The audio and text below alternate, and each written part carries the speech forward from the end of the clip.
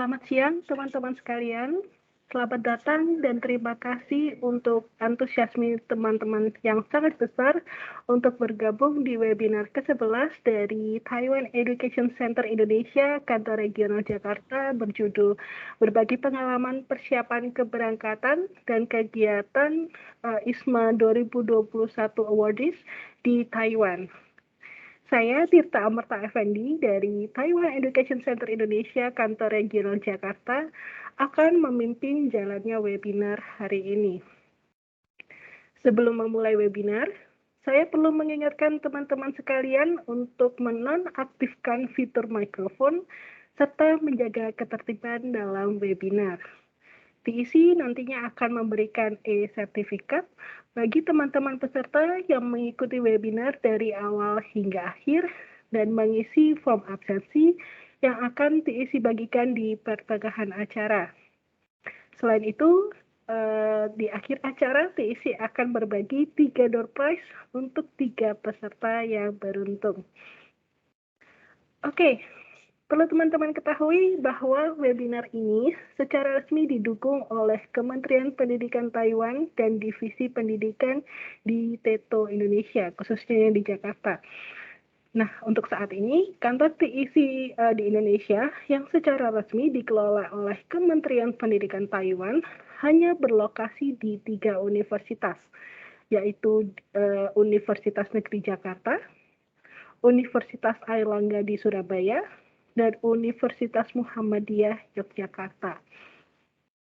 Senang sekali hari ini TEC berkesempatan untuk mengadakan webinar spesial tentang Indonesian International Student Mobility Awards atau biasa kita singkat ISMA. Ya, jadi ISMA ini merupakan suatu program beasiswa dari pemerintah Indonesia agar teman-teman mahasiswa Indonesia dapat mengambil mata kuliah untuk pengembangan diri yang diminati di perguruan tinggi di luar negeri. Nah, Taiwan itu menjadi salah satu destinasi dalam program ISMA. Berkat peran aktif dari Divisi Pendidikan TETO Indonesia dan Kementerian Pendidikan Taiwan, 3 universitas Taiwan menjadi universitas mitra di ISMA 2021 tahun lalu. Nah, 3 universitas ini adalah National Taiwan University atau NTU, National Taiwan University of Science and Technology atau NTUST, dan National Taiwan Normal University atau NTNU. Nah, hari ini TEC mengundang 3 perwakilan awardees ISMA yang sudah menyelesaikan program ISMA-nya di tahun 2021 di Taiwan. Nah, kita kedatangan yang pertama Jonathan Prasetyo Johan selaku ISMA NTNU Awardee. Lalu ada Anita Dominic Subali selaku ISMA NTU Awardee dan Yosi Eka Briano selaku ISMA NTUSD Awardee. Nah, 3 narasumber kita ini nanti akan membagikan cerita mereka mulai dari bagaimana persiapan keberangkatan ISMA Awardees tahun lalu pengalaman karantina saat datang di Taiwan, hingga kegiatan-kegiatan para ISMA Awardees selama di Taiwan. Ya, sedikit cerita saja bahwa memang tahun programnya ISMA 2021 ya. Tapi khusus untuk Taiwan karena suatu kebijakan pandemi, maka teman-teman ISMA NTNU ISMA NTU, NTNU dan NTST ini berangkat ke Taiwan pada Februari 2022. Ya, harapannya teman-teman ISMA ataupun ISMAFO tahun ini tahun 2022 bisa berangkat ke Taiwan tepat waktu di September nanti. Ya, semoga webinar ini bermanfaat bagi teman-teman ISMA maupun ISMAFO 2022 dengan destinasi studi Taiwan atau yang ingin berencana mendaftar ISMA atau ISMAFO di tahun-tahun mendatang. Ya, jadi kita bisa dari webinar ini kita bisa tahu bagaimana keseruan teman-teman ISMA Awardees saat di Taiwan beberapa waktu yang lalu. Nah, nanti setelah ketiga narasumber selesai menyampaikan sharing session atau presentasinya, nanti kita juga akan ada sesi tanya jawab.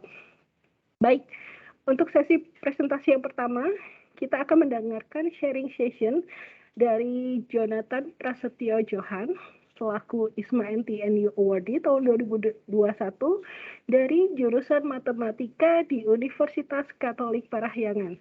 Ya, halo Jonathan. Halo Kak Tirta, selamat siang. Ya, selamat siang. Thank you sudah berkenan hadir di webinar hari ini. Baik, oke Jonathan, saya persilahkan untuk memulai presentasi. Oke, saya izin share screen dulu ya. Ya, oke sudah tampil, silakan. Oke, sudah tampil ya. Oke, halo teman-teman sekalian, selamat siang. Jadi, saya yakin pasti teman-teman di sini kan banyak banget nih yang mau pergi ke Taiwan, apalagi terutama di NTNU, apalagi ngelewatin program-program ISMA ataupun ISMAFO. Jadi hari ini saya mau menceritakan tentang perjalanan saya di National Taiwan Normal University atau yang biasa kita kenal dengan NTNU. Tapi sebelumnya saya ingin memperkenalkan diri saya terlebih dahulu supaya teman-teman juga nggak bingung siapa ini yang presentasi di depan ini kan. Nah, jadinya nama saya itu adalah Jonathan Prasetyo Johan. Jadi saya merupakan mahasiswa matematika tingkat akhir di Universitas Katolik Parahyangan. Dan kemarin ini, pada bulan Februari, saya sempat menjadi penerima beasiswa Indonesian International Student Mobility Awards atau ISMA 2021 menuju National Taiwan Normal University. Dan kebetulan saya menjadi student representatif di universitas tersebut. Jadi saya bisa menceritakan seluruh kejadian yang benar-benar terjadi pada saat periode pertukaran pelajar tersebut.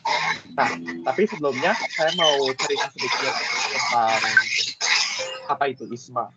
Kayak kan tadi Kak Tirta udah menjelaskan sedikit ISMA itu beasiswa tentang apa. Tapi saya ingin jelaskan lebih detail sebenarnya apa sih yang kalian dapatkan dari ISMA tersebut dan sebenarnya ISMA ini latar belakangnya apa. Jadi, ISMA sendiri itu adalah beasiswa yang waktu zaman tahun 2021 itu ditujukan untuk 1.000 orang mahasiswa S1 yang tahun ini tentunya bertambah lagi setahu pengetahuan saya untuk belajar di universitas ranking 300 besar di luar negeri. Tapi tentunya ada juga sekarang kan program ISMAFO yang untuk mahasiswa D3. Jadi jangan khawatir juga untuk mahasiswa D3 karena kesempatan itu juga masih ada. Nah, ISMA sendiri di sini memberikan banyak sekali benefit buat anak-anak yang terima beasiswa ini. Salah satunya itu seperti biaya-biaya yang kita dapatkan buat belajar di luar negeri. Komponen biayanya itu seperti ada 5 aspek yang saya identifikasi. Yang pertama itu ada biaya kuliah. Jadi teman-teman nggak usah khawatir lagi, seluruh biaya kuliah udah pasti di cover. Terus visa itu juga sudah pasti di cover. Karantina dan PCR, kalau misalnya masih butuh karantina atau PCR saat teman-teman datang ke Taiwan, itu juga akan digantikan oleh pemerintah. Yang keempat ada tiket pesawat untuk pulang pergi 1 kali jalan. Dan yang kedua adalah tiket biaya hidup sesuai dengan pedoman LPDP yang berganti terus setiap tahunnya. Jadi untuk besarannya berapa, itu akan mengacu terus kepada pedoman yang dikeluarkan pada LPDP itu sendiri. Nah, sekarang saya ingin menjelaskan mengapa sih saya memilih universitas di Taiwan. Pertama itu, Universitas Taiwan itu memiliki exposure internasional yang sangat tinggi. Jadi kayak teman-teman di sana nggak cuma sebatas bertemu dengan orang-orang Taiwan ataupun orang-orang yang berasal dari mainland China, tapi teman-teman juga bisa bertemu juga dari orang-orang yang dari negara-negara Eropa atau Amerika, karena benar-benar banyak sekali orang-orang yang berminat untuk belajar di Taiwan. Jadi menurut saya ini mendapatkan exposure internasional, koneksi-koneksi dengan teman-teman internasional juga yang sangat luas sekali. Nah, yang kedua itu menurut saya juga kesempatan kegiatan yang diberikan oleh Taiwan itu sangat luas.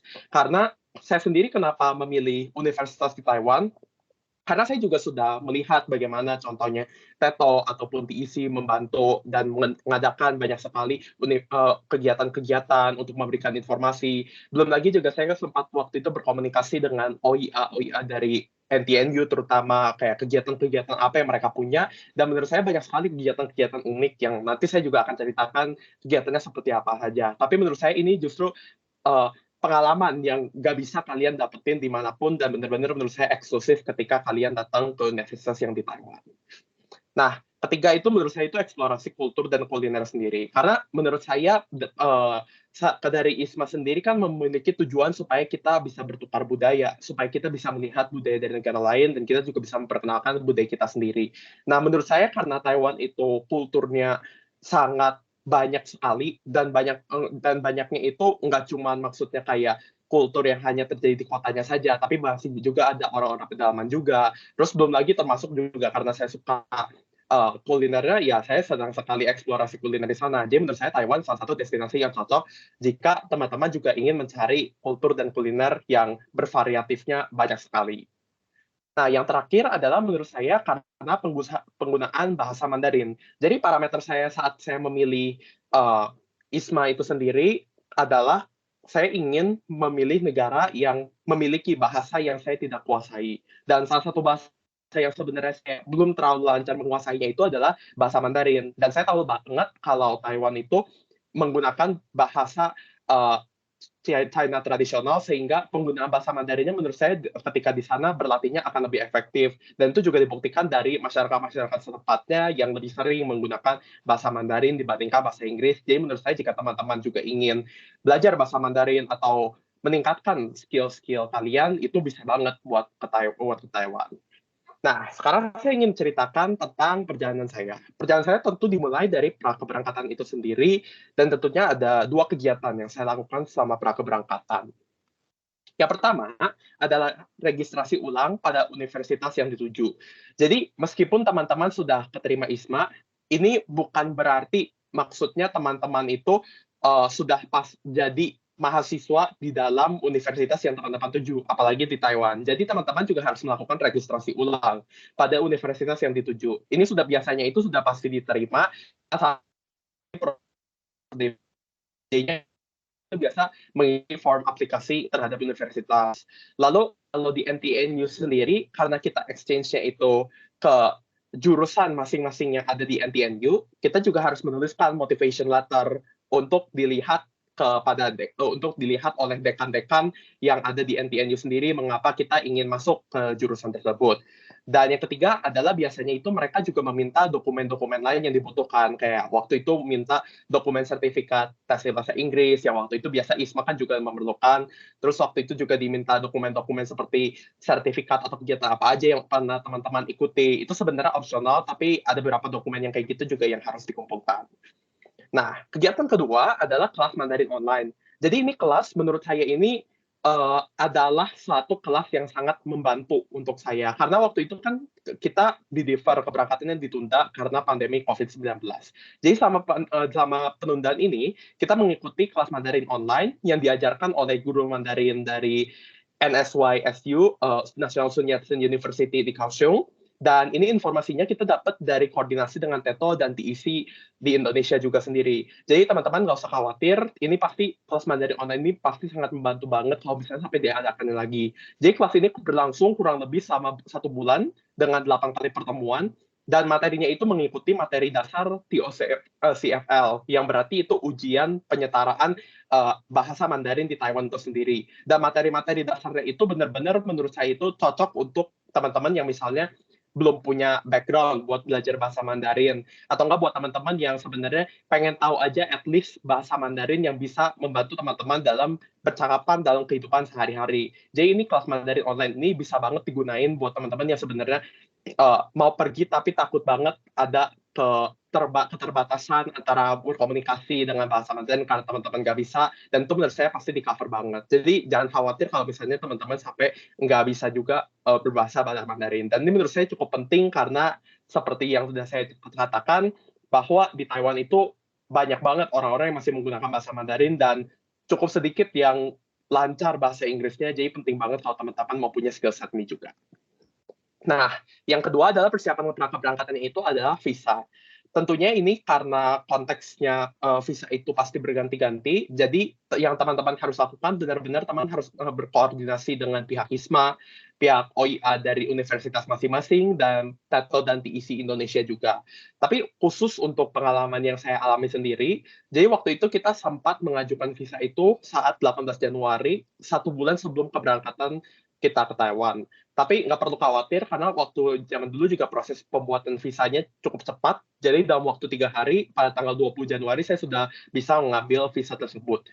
Nah, tapi visa yang didapatkan oleh awardees NTNU kebetulan waktu itu hanya 60 hari. Jadi pas di Taiwan, kita juga melakukan perpanjangan visa pada tanggal 20 April. Jadi kayak kita melakukan perpanjangan visa cuma sebatas agar visa tersebut bisa bertahan sampai tanggal kepulangan kita sendiri. Tapi tentunya ini regulasinya akan berubah-ubah terus. Jadi sebaiknya yang teman-teman lakukan itu adalah mencari informasi dari OIA universitas masing-masing, karena menurut saya OIA itu pasti tahu kondisi yang terjadi di Taiwan juga, apakah sudah bisa mereka menerima visa untuk belajar dari luar negeri, atau kan kapan waktu yang tepat untuk mengajukan visa. Lalu yang kedua adalah panitia ISMA, karena tentunya panitia ISMA juga akan berkoordinasi tentang pembayaran visa itu sendiri, belum lagi kalau misalnya ada visa yang harus diatur oleh teman-teman. Dan yang ketiga adalah TEC dan TETO untuk memastikan dokumen-dokumen apa saja yang dibutuhkan ketika teman-teman ingin mengajukan visa. Dan tentunya visa ini sebenarnya berbeda-beda peraturan setiap waktunya, karena waktu zaman saya juga ada beberapa teman-teman yang menitipkan visanya kepada awardis yang lain dan masih bisa, tapi tentunya ini bisa berubah, jadi dipastikan dulu saja kepada 3 aktor-aktor ini supaya teman-teman tidak mendapatkan informasi yang salah.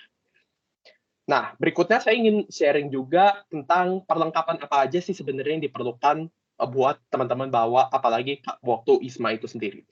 Pertama, menurut saya obatan yang pribadi, terutama yang spesifik. Mungkin beberapa teman-teman mikir ini sesuatu yang sangat generik gitu, yang pasti dibicarakan oleh semua orang. Tapi kenapa saya berbicara obat-obatan pribadi ini sangat penting? Karena di Taiwan sendiri, tipe obatnya itu bisa berbeda. Belum lagi terdapat kayak keterbatasan kemampuan berbahasa kita yang kita belum tentu bisa ngomong kita mau obat apa yang benar. Jadi ketika waktu itu di Taiwan saya mau cari kayak obat mah kayak gitu, saya benar-benar lumayan susah buat ngedapetin kayak obat yang spesifik yang cocok buat saya. Jadi obat-obatan pribadi lumayan penting kalau teman-teman kalau mau bawa lebih sedikit banyak kayak setidaknya buat memastikan kayak di sana itu nggak bakal kenapa-napa pas awal-awal teman-teman nggak bakal kehabisan obat. Nah yang kedua, jaket sama pakaian nyaman sesuai musim. Karena kalau jaket sendiri, kenapa saya tetap wajibkan bawa meskipun misalnya lagi summer atau fall, karena cuaca di Taiwan saat saya di sana itu cukup bervariatif. Kayak satu hari itu bisa benar-benar panas sekali, tapi satu hari juga benar waktu itu dingin sekali, suhunya sampai 16 derajat. Padahal itu sudah di bulan Mei atau bulan Juni yang sudah dekat summer. Jadi jaket tetap harus dibawa untuk memastikan teman-teman juga kayak ya nggak di sana nggak harus keluar uang lagi buat beli jaket yang baru, atau nggak teman-teman nggak panik jadinya kayak nggak punya pakaian yang cocok. Dan emang karena Taiwan ketika teman-teman nggak punya pakaian cocok sesuai musimnya itu benar-benar bisa mempengaruhi kenyamanan teman-teman tuh sangat signifikan. Jadi penting banget kalau teman-teman punya ini. Nah yang ketiga itu sambal atau bumbu siap makan untuk teman-teman yang suka makan pedas atau makanan yang kayak makanan Indonesia yang penuh rempah, penuh rasa kayak gitu. Karena ya harus diakuin di sana nyari bumbu kayak gitu lumayan susah dan harganya lumayan mahal juga. Jadi buat teman-teman yang mungkin mau, ya ini disarankan untuk dibawa dulu dari Indonesia. Tapi tentunya teman-teman juga harus memperhatikan apakah barang-barang yang teman-teman bawa itu diizinkan untuk masuk dari Indonesia, diizinkan untuk masuk di Taiwan ataupun tidak.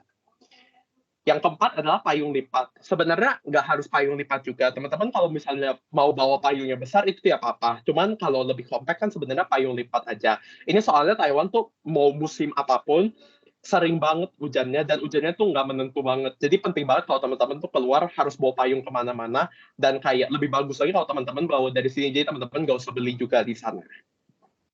Terakhir tentunya karena ini mungkin pengalaman dari tahun 2021 yang kita berangkat saat masa-masa pandemi, banyak sekali dokumen-dokumen yang kita harus bawa. Jadi ini dokumen penting, teman-teman harus memastikan juga kalau teman-teman tuh udah lengkap kayak misalnya PCR atau enggak LOA dari universitas, atau enggak kalau misalnya masih ada entry permit juga pastikan itu harus dibawa juga. Karena itu benar-benar dicek di setiap bandara kita keberangkatan ataupun kedatangan kita di Taiwan. Nah, berikutnya saya akan ceritakan tentang kedatangan di Taoyuan International Airport sendiri. Nah, saat saya datang, kebetulan waktu itu tuh masih zaman-zamannya Taiwan itu lumayan ketat terhadap prosedur-prosedur pandemi. Jadi kita begitu sampai, turun di pesawat, kita langsung PCR di ruang tunggu pesawat, ruang tunggu kedatangannya di sana. Jadi kita langsung dikasih nomor sesuai nomor paspor kita sendiri, dan kita ngelakuin PCR di sana untuk mendapatkan hasilnya secara langsung. Nah, untuk yang positif, tentunya langsung dibawa ke rumah sakit pemerintah. Tapi buat yang negatif, ini kita langsung boleh diizinkan untuk keluar untuk melanjutkan perjalanan kita. Namun khusus untuk teman-teman ISMA pada saat itu, kita waktu itu dibantu oleh staff dari Ministry of Education of Taiwan, jadi sudah ada yang menunggu untuk kita. Jadi di sana itu kita dibantu juga untuk pengisian dokumen-dokumen karantina, pengisian dokumen-dokumen kedatangan, karena ini benar-benar banyak banget yang proseduralnya kayak harus ngirim SMS kemana, kita harus registrasi masuk ke website apa dulu, dan itu membantu banget ketika misalnya kita udah punya orang dari MOI yang langsung memandu kita di sana juga.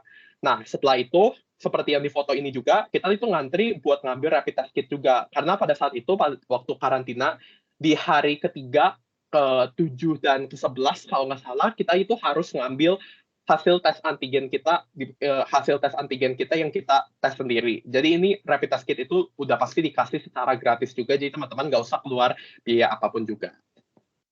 Terakhir tentunya kita harus ngambil bagasi yang di Taoyuan Airport itu sendiri, tapi nggak ada masalah di sini. Nah, setelah kita ngambil bagasi, kita di sana langsung keluar untuk diarahkan ke taksi karantina yang akan membawa kita ke hotel karantina. Itu taksinya itu satu orang. Jadi kalian nggak bisa taksinya berbarengan sama teman-teman yang lain gitu. Dan di sini tuh kita udah sebenarnya udah kontak-kontakan sama OIA karena kita harus terus OIA terus memantau kita untuk memastikan kita sudah posisinya di mana, kita naik taksinya itu nomor berapa. Nah, untuk biaya taksinya sendiri kurang lebih itu dibutuhkan 1.000 NT dan itu fixed rate, nggak peduli argonya itu sampai di hotel karantina teman-teman itu biasanya berapa, karena ini ketentuan dari aturan di sananya sendiri ketika kami datang di sana. Nah, di Sydney juga kenapa saya foto nomor mobil taksi tersebut, karena ini diminta oleh OIA NTNU sendiri, mengingat nomor taksi itu juga penting buat tahu posisi kita itu sekarang ada di mana. Nah, setelah itu tentunya kita pasti dibawa ke karantina dan health management. Pada saat periode itu, sistem karantina itu masih 14 plus 7, yaitu kita ada 14 hari karantina dan 7 hari self-health management. 14 hari karantina, itu award di NTNU dapat di Hedo Hotel Kaifeng dengan biaya 33.000 NTD atau sebesar 15,5 juta. Dan untuk self-health management, kita ada 7 hari di Gloria Brands Hotel sebesar biayanya itu kurang lebih 4 juta.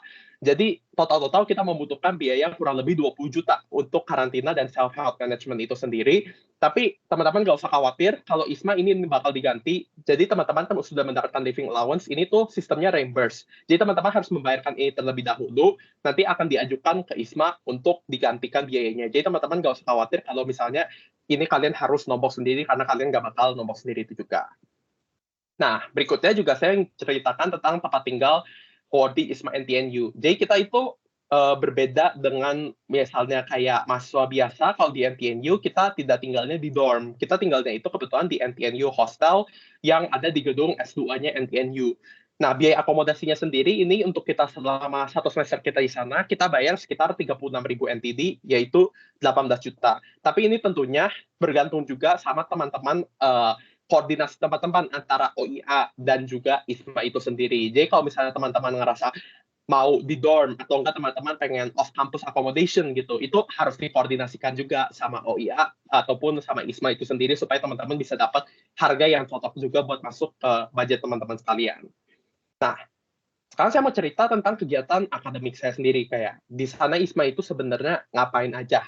Jadi secara kegiatan akademik ada 3 mata kuliah yang saya ambil. Yang pertama itu Data Visualization and Communication. Ini mata kuliah yang menceritakan dari jurusan manajemen, gimana kita membuat presentasi yang baik, gimana kita mempresentasikan data, bagaimana cara kita visualisasi data yang baik dan menarik perhatian bagi orang-orang. Jadi ini semua saya belajar di sini. Yang kedua itu saya belajar tentang Taiwan Popular Culture. Jadi mata kuliah ini mengajarkan tentang kehidupan dan kultur-kultur orang Taiwan. Kenapa kultur tersebut bisa terbentuk? Bagaimana efek kultur itu terhadap masyarakat Taiwan sekarang? Dan yang terakhir adalah image processing and analysis, adalah dari jurusan matematika sendiri. Ini adalah teknik untuk matematika untuk membaca sebuah gambar. Jadi seperti machine learning, kita komputer itu bisa membaca gambar, bisa melihat misalnya QR barcode itu isinya apa saja. Ini kita belajar semua di mata kuliah image processing and analysis. Nah, tentunya pasti teman-teman bertanya-tanya kayak kegiatan akademik yang di Taiwan ini apa bedanya sama kegiatan akademik yang ada di Indonesia. Jadi buat saya sendiri ada 2 perbedaannya. Yang pertama itu menurut saya banyak sekali kuliah tamu dari praktisi. Jadi saat saya berada di Taiwan, di mata kuliah Data Visualization and Communication, ini itu kita mendapatkan kuliah tamu dari praktisi itu sebanyak 3 kali. Jadi ini benar-benar banyak banget dari praktisi-praktisi yang udah PhD, benar praktisi yang udah profesional di industrinya. Ini benar-benar banyak banget. Jadi menurut saya nambah wawasannya cukup luas untuk teman-teman bisa dapat kuliah tamu dari orang-orang ini. Tapi yang kedua, menurut saya juga banyak sekali proyek di dalam dan di luar kelas. Jadi kelas itu nggak sebatas teori saja, tapi kelas juga benar-benar banyak banget proyeknya. Kayak contohnya ini waktu di Taiwan Popular Culture, kita diminta untuk membuat video tentang Taiwan Night Market itu sendiri. Jadi di sini kita proyeknya juga mendapatkan banyak sekali di sini. Nah, tentunya saya juga ingin memberikan beberapa tips and trik buat teman-teman di dalam kegiatan akademik ini. Pertama, khusus untuk NTNU tuh waktu zaman saya ada syarat untuk mengambil pelajaran di dalam jurusan dulu, kalau ingin mengambil pelajaran di luar jurusan. Jadi mungkin teman-teman dari sekarang kalau yang ISMA udah bisa bersiap-siap juga mau milih pelajaran yang mana, apakah pelajaran itu cocok sama teman atau sama teman-teman atau enggak juga. Yang kedua adalah pengambilan kelas bahasa Mandarin hanya dapat dilakukan setelah mengambil placement test. Jadi di sini teman-teman juga harus berhati-hati kapan tanggal placement testnya. Karena kenapa saya nggak mengambil pelajaran bahasa Mandarin, meskipun ISMA mengizinkan kami, adalah kami tidak tahu waktu itu tanggal placement testnya kapan, dan saat kami datang ke Taiwan, itu sudah cukup terlambat. Tanggal placement testnya itu sudah lewat, jadi kami tidak dapat mengambil kelas bahasa Mandarin di NTNU kebetulan pada saat itu. Nah, yang ketiga itu menurut saya juga perhatikan dengan baik kelas yang diambil merupakan kelas lanjutan ataupun kelas untuk S2. Karena sebenarnya di sini itu di NTNU kalian bisa mengambil untuk kelas S2, tapi itu mungkin sedikit susah untuk kalian juga. Jadi kayak harus berhati-hati di sana silabusnya apakah cocok atau enggak ini kelas sebenarnya itu kelas yang part 1 atau part 2 gitu. Jadi kayak kalian memastikan aja kalian nggak ketinggalan pelajaran di sana dan pasti bisa mengikuti kegiatan-kegiatan akademik yang diberikan di kelas tersebut. Nah, yang keempat adalah NTU, NTUST sama NTNU itu tergabung dalam NTU System. Jadi waktu zaman saya itu kita sebenarnya boleh ngambil ke universitas-universitas yang lain. Tapi kebetulan dari pihak ISMA saat itu belum terlalu familiar dengan sistem ini, jadi kita disarankan untuk tidak mengambil dulu. Jadi teman-teman, mungkin kalau misalnya ke depannya ISMA mau coba ngajuin lagi, ini bisa banget karena ini merupakan sebenarnya yang udah ada bisa sebenarnya kalian ambil. Cuman kebetulan waktu itu kita baru tahu aja, jadi kita decide buat ngambil biar nggak terlalu repot aja ujung-ujungnya. Jadi kurang lebih itu tips and trick kegiatan akademik yang saya bisa sampaikan. Nah, berikutnya saya mau cerita tentang kegiatan non-akademik. Karena tentunya di Taiwan, saya nggak cuma belajar aja, pasti juga ada kita bersenang-senang, kita juga pasti ada kegiatan pertukaran kultur juga. Jadi ada lebih 5 kegiatan non-akademik yang saya mau ceritakan di sini. Jadi pertama-tama, saya mau menceritakan dulu tentang kegiatan akademik yaitu ICL, International Companions for Learning. Jadi ICL sendiri itu adalah program kolaborasi antara NTU dan Ministry of Education of Taiwan. Tapi teman-teman NTNU tetap bisa daftar dan informasi ini akan diberikan oleh OIA dari NTNU. Jadi teman-teman nggak usah khawatir, teman-teman pasti masih bisa daftar program ini juga. Nah, program ini sendiri berfokus untuk pertukaran budaya antara mahasiswa asing dengan anak SD atau SMP di seluruh Taiwan. Jadi teman-teman bisa dapat misalnya sekolah SD di Taichung, atau di Pingtung, ataupun bahkan di pulau-pulau kayak Kinmen, gitu juga teman-teman masih bisa dapat di sana juga. Nah, tentunya pasti teman-teman juga bingung kayak gimana kalian berkomunikasi dengan anak-anak SD ataupun SMP ini. Nah, teman-teman nggak usah khawatir, karena ketika kita masuk ke program ini, kita akan mendapatkan partner yaitu mahasiswa lokal dari anak NTU juga. Jadi teman-teman sudah pasti ada partner yang bisa membantu untuk berkomunikasi dengan anak-anak ini sendiri. Tapi terlebih lagi, mengapa saya sangat merekomendasikan program ini? Karena teman-teman juga bisa pergi ke sekolah-sekolah tersebut untuk secara gratis dan dibiayai oleh Ministry of Education Taiwan. Karena ini program pertukaran belajar, jadi benar-benar tujuannya akhirnya itu adalah supaya kita bisa bertemu, kita benar-benar bisa bertukar belajar budaya dan bertukar belajar itu secara langsung. Jadi menurut saya ini kegiatan yang sangat fun dan benar-benar saya baru pertama kali ketemu pas saya ke Taiwan. Jadi kayak teman-teman nggak usah khawatir, cobain dulu aja buat ikut program ini. Yang kedua adalah Flip Classroom. Jadi ini Flip Classroom ini adalah program dari OIA NTNU. Kita tuh masuk mengikuti pelajaran bahasa Inggris mahasiswa lokal dan kita diminta untuk melatih mereka berkomunikasi juga sambil membagikan kultur juga. Nah, di sini berbeda dengan ICL itu, yang kita pelajari itu nggak dibatasin cuma satu negara, kayak misalnya ICL kita cuma belajar dari anak-anak di Taiwan. Tapi kita juga bisa belajar dari berbagai negara, kayak waktu itu saya bertemu dengan orang-orang dari Prancis, dari Texas, atau bahkan suku-suku pedalaman kayak orang-orang Turku atau yang orang atau biasa dikenal dengan orang-orang Taroko di sana, yang seperti kita bisa lihat di gambar yang ada di atas. Itu adalah bahasa-bahasa yang kita belajar dari suku-suku pedalaman ini, dan ini juga salah satu menurut saya kegiatan yang diberikan oleh OIA yang mungkin teman-teman nggak bisa dapatkan di luar lagi. Nah, yang ketiga itu adalah trip to Shepherd Old Road. Jadi ini kita melakukan perjalanan mandiri ke Shepherd Old Road yang merupakan distrik yang berada di daerah Pingxi. Mungkin teman-teman kalau melihat fotonya pernah familiar dengan film You Are the Apple of My Eye, film dari Taiwan. Ini adalah salah satu spot syutingnya yang dimana mereka menerbangkan lampion. Karena Shepherd ini juga populer dengan aktivitas menerbangkan lampion, di mana lampion tersebut juga punya warna yang beda-beda. Jadi itu punya maknanya juga berbeda-beda di sana. Teman-teman bisa memilih juga ingin warnanya yang mana. Nah, umumnya apa yang dituliskan pada lampion tersebut merupakan permintaan atau keinginan yang teman-teman miliki. Jadi di sini juga teman-teman bisa langsung ke sana itu buat misalnya menuliskan dan mengikuti budaya-budaya di sini kayak apa yang sudah dilakukan orang-orang zaman dulu untuk mendapatkan keinginannya terkabulkan. Kegiatan keempat itu leadership camp. Jadi leadership camp ini diadakan oleh PPI Taiwan yang merupakan organisasi yang membantu dan memfasilitasi kehidupan mahasiswa Indonesia di Taiwan. Jadi teman-teman di sini gak usah takut kalau misalnya di sana itu bakal sendiri, karena teman-teman juga punya organisasi yang bakal membantu kalian itu, jadi kalian tinggal bisa reach out juga ke PPI sendiri. Nah, leadership ini diadakan di bulan April di NSYSU di Kaohsiung, dan tujuan utamanya itu diadakan itu biar kita bisa bertemu dengan mahasiswa-mahasiswa Indonesia dari berbagai daerah Taiwan, dan sosok akademisi yang sukses biar mereka bisa menginspirasi kita juga dan melatih bakat-bakat dan kepemimpinan kita juga pada leadership camp ini sendiri. Nah, yang terakhir kegiatan non-akademik yang kita lalui itu adalah buka bersama KDI.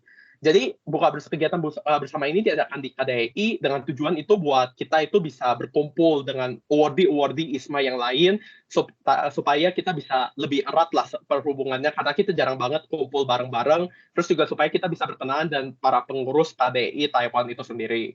Nah, acara ini dilakukan saat bulan puasa, kebetulan waktu itu karena kita berangkatnya itu pada bulan spring. Jadi acara ini dilakukan dengan rangkaian acaranya itu kita ada sambutan dari beberapa petinggi KDI dan ISMA, lalu kita juga melakukan banyak sekali makan bersama di sini dan silaturahmi juga. Nah, jadi itu kegiatan non akademik yang kami lalui. Tentunya masih banyak banget kegiatan non akademik yang lainnya, tapi menurut saya banyak banget buat teman-teman bisa explore juga di sini, nggak cuma sebatas buat belajar juga. Jadi karena itu, jadi banyak sekali pelajaran yang saya dapat dari pertukaran pelajaran saya. Pertama, saya mendapatkan pembelajaran budaya tentunya dari berbagai negara, nggak cuma Taiwan doang, karena saya mendapatkan teman-teman dari negara-negara yang di Eropa dan Amerika juga. Kedua, juga selain pembelajaran budaya itu juga teman-teman sendiri, ya jadinya bunga sebatas saya kenal mereka sebagai pertukaran budaya saja, tapi saya juga masih kontakkan sama mereka sebagai teman dari berbagai negara. Lalu juga saya mendapatkan kesempatan dan informasi untuk melanjutkan studi, karena tentunya kalau teman-teman ke Taiwan pasti teman-teman juga lebih aware sama beasiswa apa aja yang ada gitu, terus jurusan-jurusan apa aja yang mungkin cocok untuk teman-teman juga. Keempat juga saya mendapatkan bahasa, karena tentunya pasti karena saya udah tinggal di sana, Mandarin saya juga pasti meningkat juga secara eksponensial ketika saya udah tinggal di Taiwan. Dan yang terakhir juga kegiatan perkuliahan yang menurut saya cukup interaktif dan saya nggak dapatkan di sini, itu saya dapatkan ketika program pertukaran pelajaran saya itu sendiri. Jadi menurut saya ini banyak sekali pelajaran yang bisa didapatkan oleh teman-teman. Jadi saya sangat rekomendasikan kalau misalnya teman-teman pengen banget buat explore sebanyak mungkin ketika teman-teman udah dari Taiwan. Jadi kurang lebih segitu presentasi dari saya. Terima kasih atas perhatiannya dan have fun teman-teman di Taiwan.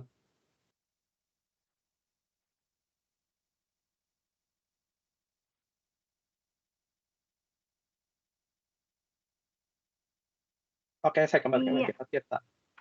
Oke, terima kasih Jonathan. Sangat komprehensif dan menarik sekali ya. Ya, jadi banyak sekali kegiatan yang teman-teman ISMA NTNU lakukan saat Februari lalu. Ya, di sini saya ingin highlight beberapa pesan dari presentasi Jonathan, yaitu terkait baju yang bisa teman-teman siapkan. Nah, mungkin untuk teman-teman ISMAFO 2022 yang akan berangkat kira-kira September nanti. Nah, September nanti ini akan masuk fall semester, di mana suhunya cenderung lebih hangat, tidak sepanas summer. Nah, jadi teman-teman bisa pakai baju seperti saat di Indonesia, tapi teman-teman bisa juga bawa mempersiapkan jaket dingin karena saat akhir tahun biasanya sudah mulai memasuki musim dingin ya. Jadi betul seperti kata Jonathan, jadi teman-teman bisa lebih prepare, juga tidak perlu mungkin beli jaket dingin lagi di Taiwan, karena jaket dingin di Taiwan juga saat musim dingin tentunya sedikit lebih mahal ya. Nah, lalu pesan yang kedua, teman-teman harus secara aktif dan mandiri untuk berkoordinasi dengan pihak ISMA dan pihak Office of International Affairs. Jadi Office of International Affairs ini seperti International Office Universitas di Taiwan seperti itu. Ya, jadi baiknya teman-teman ISMA dan ISMAFO tahun ini ya kami sarankan untuk secara aktif dan mandiri berkoordinasi dengan dua pihak ini untuk mengetahui fasilitas-fasilitas seperti misalnya dormitory atau asrama, living allowance, maupun kursus bahasa Mandarin atau mata kuliah lainnya yang ditawarkan oleh universitas. Baik, terima kasih banyak Jonathan untuk waktu dan presentasinya. Baik, untuk sesi presentasi yang kedua, nah, bentar. Nah, kita akan mendengarkan sharing session dari teman kita, Yosi Eka Meriano, selaku ISMA NTUSD Award di tahun 2021 dari jurusan Teknik Kimia di Institut Teknologi Bandung. Ya, selamat siang, Yosi. Selamat siang, Tirta. Iya, ya terima kasih sudah bergabung di webinar hari ini. Ya, untuk waktu dan kesempatan saya berikan kepada Yosi untuk memulai presentasi. Silakan. Oke, apakah kelihatan? Oke, sudah kelihatan. Oke, jadi selamat siang Kak Tirta dan juga teman-teman, rekan-rekan dari ISMA Awardees 2021 dan juga teman-teman kita semua yang hadir pada hari ini. Saya Yosi Eka Miriano. Saya hari ini akan menceritakan mengenai pengalaman-pengalaman saya sebagai salah satu dari awardees ISMA 2021. Saya bersekolah di National Taiwan University of Science and Technology, dan ini adalah sharing saya. Tapi sebelum saya mulai, ini sedikit mengenai diri saya. Jadi seperti yang tadi telah dikatakan oleh Kak Tirta, saya dari Institut Teknologi Bandung, major saya adalah Teknik Kimia ITB, dan juga ini sedikit accomplishment saya, dan kalau ingin mengontak saya, ada nomor telepon saya dan LinkedIn saya. Kemudian kita masuk ke study abroad. Sebenarnya study abroad tuh ada berbagai macam pertanyaan. Mau nggak sih sebenarnya study abroad? Apakah kita ingin untuk study abroad? Di mana? Apakah akan ada language barrier? Apakah mungkin kita malah merasa homesick? Apakah kita takut dengan culture shock? Bagaimana dengan biaya? Biaya dari universitasnya dan juga biaya dari kehidupan kita. Dari situ semua sebenarnya ISMA di Taiwan adalah jawaban dari pertanyaan-pertanyaan ini. Kita bisa mendapatkan studi di luar, kita juga tidak terlalu ditakutkan dengan language barrier. Itu nanti ada alasannya seperti yang sudah dijelaskan tadi juga oleh Jonathan. Culture shock pun bisa dibilang tidak terlalu berbeda jauh dari Indonesia kita, dan tuition and cost of living telah dibayarkan oleh ISMA. Jadi pertama-tama kenapa saya memilih untuk di NTUST dan studi di Taiwan? Kalau untuk alasan pertama-tama academic credential, jelas NTUST itu adalah top 5 university in Taiwan dan juga top 10 engineering school di Taiwan. Dan juga business school-nya adalah yang pertama untuk mendapatkan akreditasi di Taiwan. Kemudian untuk ISMA 2021 di fall semester itu diberikan courses atau mata kuliah dalam bidang teknik. Jadi ini sesuai dengan jurusan saya di teknik kimia. Kalau untuk language barrier atau halangan dari bahasa, kebetulan ISMA telah menawarkan semua partner-partner university yang memiliki program Inggris. Jadi NTUST pun memiliki full English course. Lalu ISMA dalam koordinasi dengan MOE, TETO, TEC, dan National Sun Yat-sen University memberikan kepada kami sebuah kursus 1 bulan dalam bahasa Mandarin Kemudian kami juga diberikan kursus 1 semester dari bahasa Mandarin oleh NTUST bagi total beginner seperti saya juga yang tidak bisa bahasa Mandarin sama sekali. Kemudian untuk tuition, living cost, akomodasi, flight ticket itu semua telah diberikan oleh ISMA. Jadi kurang lebih kalau kita ngomong secara belak-belakan atau muluk-muluk, bawa badan aja udah cukup gitu. Kemudian alasan terakhir saya memilih Taiwan itu karena Taiwan adalah negara yang indah dengan orang-orang yang friendly atau ramah dan juga memiliki budaya yang sangat kaya. Kemudian pertama kita masuk ke preparasi di mana general requirements untuk pendaftaran adalah visa, di mana kalau di tahun saya ini ada aplikasi visa seperti yang dilihat di gambar, kartu keluarga, ijazah SMA, paspor, dan lain sebagainya. Tapi kembali lagi, ini adalah bayangan karena ini salah satu dari beberapa hal yang saya siapkan di tahun 2021. Setiap tahun mungkin ada update atau perubahan, jadi mohon di-refer kepada pemberitahuan terbaru dari Teto. Kemudian aktivitas saya sebelum keberangkatan, saya dan juga teman-teman ISMA yang lain, kami mengikuti kursus 1 bulan dalam bahasa Mandarin. Kemudian kami mendaftar aplikasi visa. Kebetulan aplikasi visa tidak perlu terlalu takut karena sangat cepat dalam 3 hari, itu pun sudah selesai visanya. Kemudian kami juga ada briefing dengan panitia ISMA. Kami juga ada berbincang-bincang dengan Teto dan juga OIA NTUST via email dan juga via WhatsApp. Kemudian ada packing dan PCR test sebelum penerbangan. Untuk packing list, ini mungkin langsung ke teman-teman juga untuk persiapan-persiapan. Pertama-tama adalah siapkan jaket tebal untuk musim dingin. Karena dari pengalaman saya di Februari itu adalah 11 derajat dan itu 11 derajat dari pagi sampai malam terus-terusan dan juga hujan terus.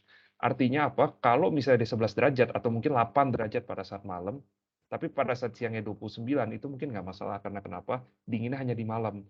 Tapi kalau 11 derajat selama belasan hari berturut-turut itu pasti kedinginan karena nggak pernah dapat matahari. Nah, ini adalah contoh dari winter wear di Taiwan. Sebenarnya hanya cukup 1 jaket tebal. Tapi lagi-lagi ini berbeda-beda per orang, karena saya kebetulan juga tahan dingin, jadi sering-sering juga keluar pakai kaos aja nggak apa-apa. Teman-teman mungkin akan butuh 2 jaket, tapi tidak akan butuh lebih daripada 2 jaket. Kemudian untuk spring atau autumn wear, cuacanya sekitar 15-29 derajat, jadi kurang lebih baju seperti Indonesia mungkin tambah 1 outer atau 2 outer. Nah, itu juga sama seperti kata Jonathan, cuacanya suka berubah, siang-siang bisa panas, malamnya langsung turun ke 11 derajat. Kemudian payung, payung itu wajib, karena Taiwan hujan terus, bisa dibeli di Taiwan. Personal medicine mungkin sudah dijelaskan oleh Jonathan juga, rata-rata di Taiwan itu lebih mahal, jadi sebaiknya bawa sendiri dari Indonesia. Untuk makanan, bawa cabai, kalau memang suka cabai. Indomie juga terkenal di Taiwan. Jadi nggak usah terlalu pusing. Kalau Indomie, kata teman-teman saya sih, Indomie di Taiwan lebih gak enak daripada di Indo. Tapi saya jujur nggak tahu bedanya apa. Jadi ini opsional. Lalu plug adaptor dan extension cord ini di Taiwan bentuknya adalah lurus seperti begitu. Jadi jangan lupa bawa. Kemudian untuk bedding nanti tolong koordinasi lagi dengan OIA NTUST dan juga untuk luggage tolong dilihat lagi di peraturan-peraturan maskapai penerbangan. Tapi generally mungkin sekitar 30 kg untuk bagasi dan 7 kg untuk kabin.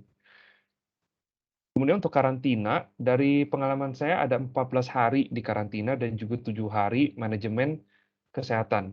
Manajemen kesehatan itu adalah kita sudah boleh keluar dari hotel, kita beli sendiri makanan, tapi kita tetap tidak boleh menggunakan public transport dan juga kita harus menjauhi kerumunan. Kalau untuk karantina benar-benar di dalam ruangan, kita diberikan makanan 3 kali sehari dan juga diberikan bathroom item seperti handuk kertas dan juga ada sabun, hair gel, toothbrush dan toothpaste itu lengkap semua, tapi disarankan untuk bawa handuk sendiri karena handuk kertas itu sensasi di lapnya nggak enak rasanya kayak tisu. Kemudian kalau untuk si pasta gigi ya sebaiknya bawa sendiri supaya karena yang dikasih itu package-nya sangat amat kecil. Kemudian ini semua harus dicek dengan OIA NTUST lagi. Lagi-lagi NTUST itu sangat membantu kami dalam proses ini karena banyak sekali pertanyaan-pertanyaan, zona abu dan kebingungan yang kami punya, itu semua dijawab oleh OYA NTUSD. Jadi tidak usah pusing, tidak usah takut, mungkin kelihatannya banyak requirement, kelihatannya banyak sekali administrasi yang perlu diselesaikan, tapi semua bisa diselesaikan kalau kita komunikasi dengan OYA NTUSD. Untuk karantina terbaru harusnya tidak terlalu sulit, hanya 7 hari, yaitu 3 hari karantina dan 4 hari manajemen mandiri. Tapi lagi-lagi ini harus kembali ke peraturan-peraturan yang ada dari pemerintah Taiwan. Untuk penerbangan, requirement-nya adalah kami melakukan PCR test di Indonesia dan melakukan PCR test pada saat kedatangan di Bandara Taoyuan. Untuk flight adalah 5 jam direct flight. Ini adalah foto kami, ini foto pelepasan kami dengan panitia ISMA. Ini ada Pak Andi dan rekan-rekan, dan juga untuk yang sekarang ini harusnya sudah tidak perlu PCR test, karena terakhir kami waktu kembali bulan Juni, itu udah tidak dites lagi di Taiwan dan juga tidak dites lagi di Indonesia. Jadi harusnya sekarang lebih tidak seketat waktu itu. Next, pada saat sampai kami diberikan tes PCR, kemudian kami dipertemukan dengan MOE Taiwan atau Minister of Education Taiwan. Kami dikumpulkan dan kami diarahkan untuk mengambil taksi. Harganya adalah flat 1.000 NTD atau 500.000. Kalau untuk currency Taiwan dengan Indonesia, cara gampangnya adalah currency Taiwan bagi 2, itu adalah currency Indonesia. Karena 1 Taiwan dollar sekitar Rp500. Kemudian kami juga kontak terus dengan OEA NTUSD via Google Chat dari sebelum ke bandara, sampai ke bandara, dan sampai ke hotel. Lalu disarankan untuk membawa paling tidak 6.000 NTD atau 3 juta rupiah ketika sampai di Taiwan. Ini dari pengalaman pribadi saya.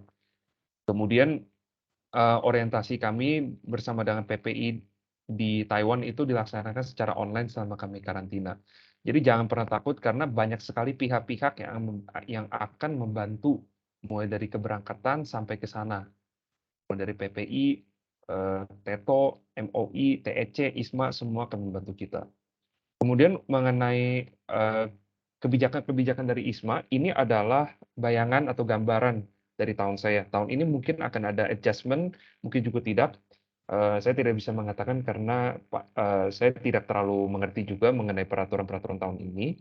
Tapi kurang lebih bayangannya adalah aplikasi visa itu dibayarkan sistemnya reimburse, hotel karantina juga dibayarkan sistem reimburse, hotel manajemen kesehatan juga sistem reimburse, asuransi kesehatan pun juga dibayarkan sistem reimburse, tapi ini dibayarkan setelah keluar dari karantina. Ini perlu dikoordinasi lagi dengan OYA NTUSD.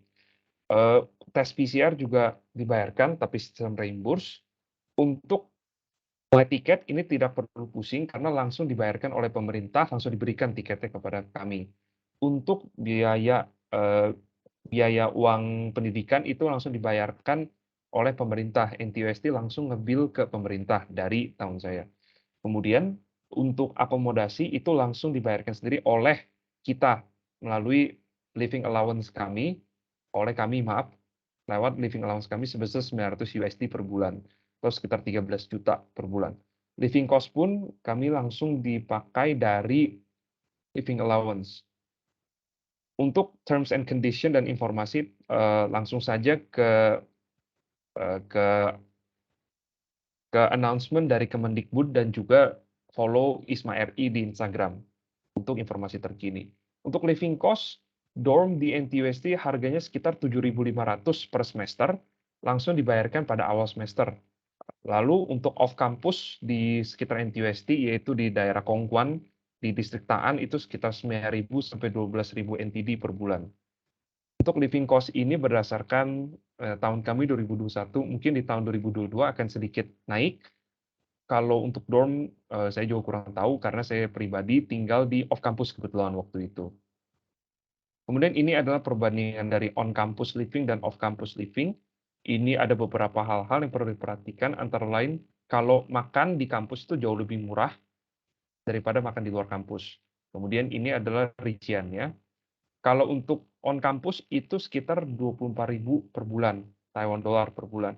Kalau off campus itu sekitar 27.000 per bulan kalau makan di luar kampus. Ini kenapa sampai mahal segini, karena kalau di dorm itu per bulan, kalau kita asumsikan 4 bulan tinggalnya ada 7.500 dibagi 4, sama dengan 1.800 NT per bulan.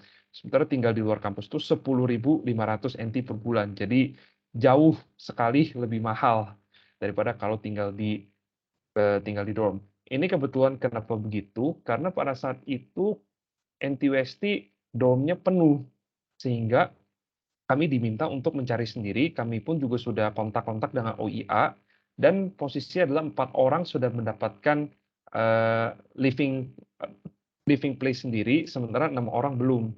Namun tiba-tiba kami diberikan kabar bahwa NTUST telah menyediakan dorm bagi 10 orang.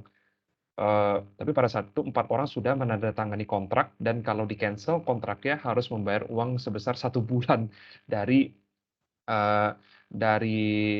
uang 1 bulan untuk sebagai penalti. Dan itu dianggap tidak memungkinkan, sehingga pada akhirnya kami terpisah, 6 orang tinggal di dorm, 4 orang tinggal di kampus. Next, untuk studi di NTUST, ini kami ada orientasi bersama OIA setelah kami menyelesaikan karantina dan SHM, atau Self-Health Management. Ini bersama profesor kami, Stephanie Eschenlohr. Profesor ini sangat baik. Kemudian courses yang diambil, saya kebetulan masuk ke Departemen Manajemen Undergraduate. Kenapa saya bisa masuk? Saya dan teman-teman semua, kami bersepuluh masuk ke Manajemen Undergraduate, karena kami ditunda dari Fall 2021 hingga menjadi Spring 2022.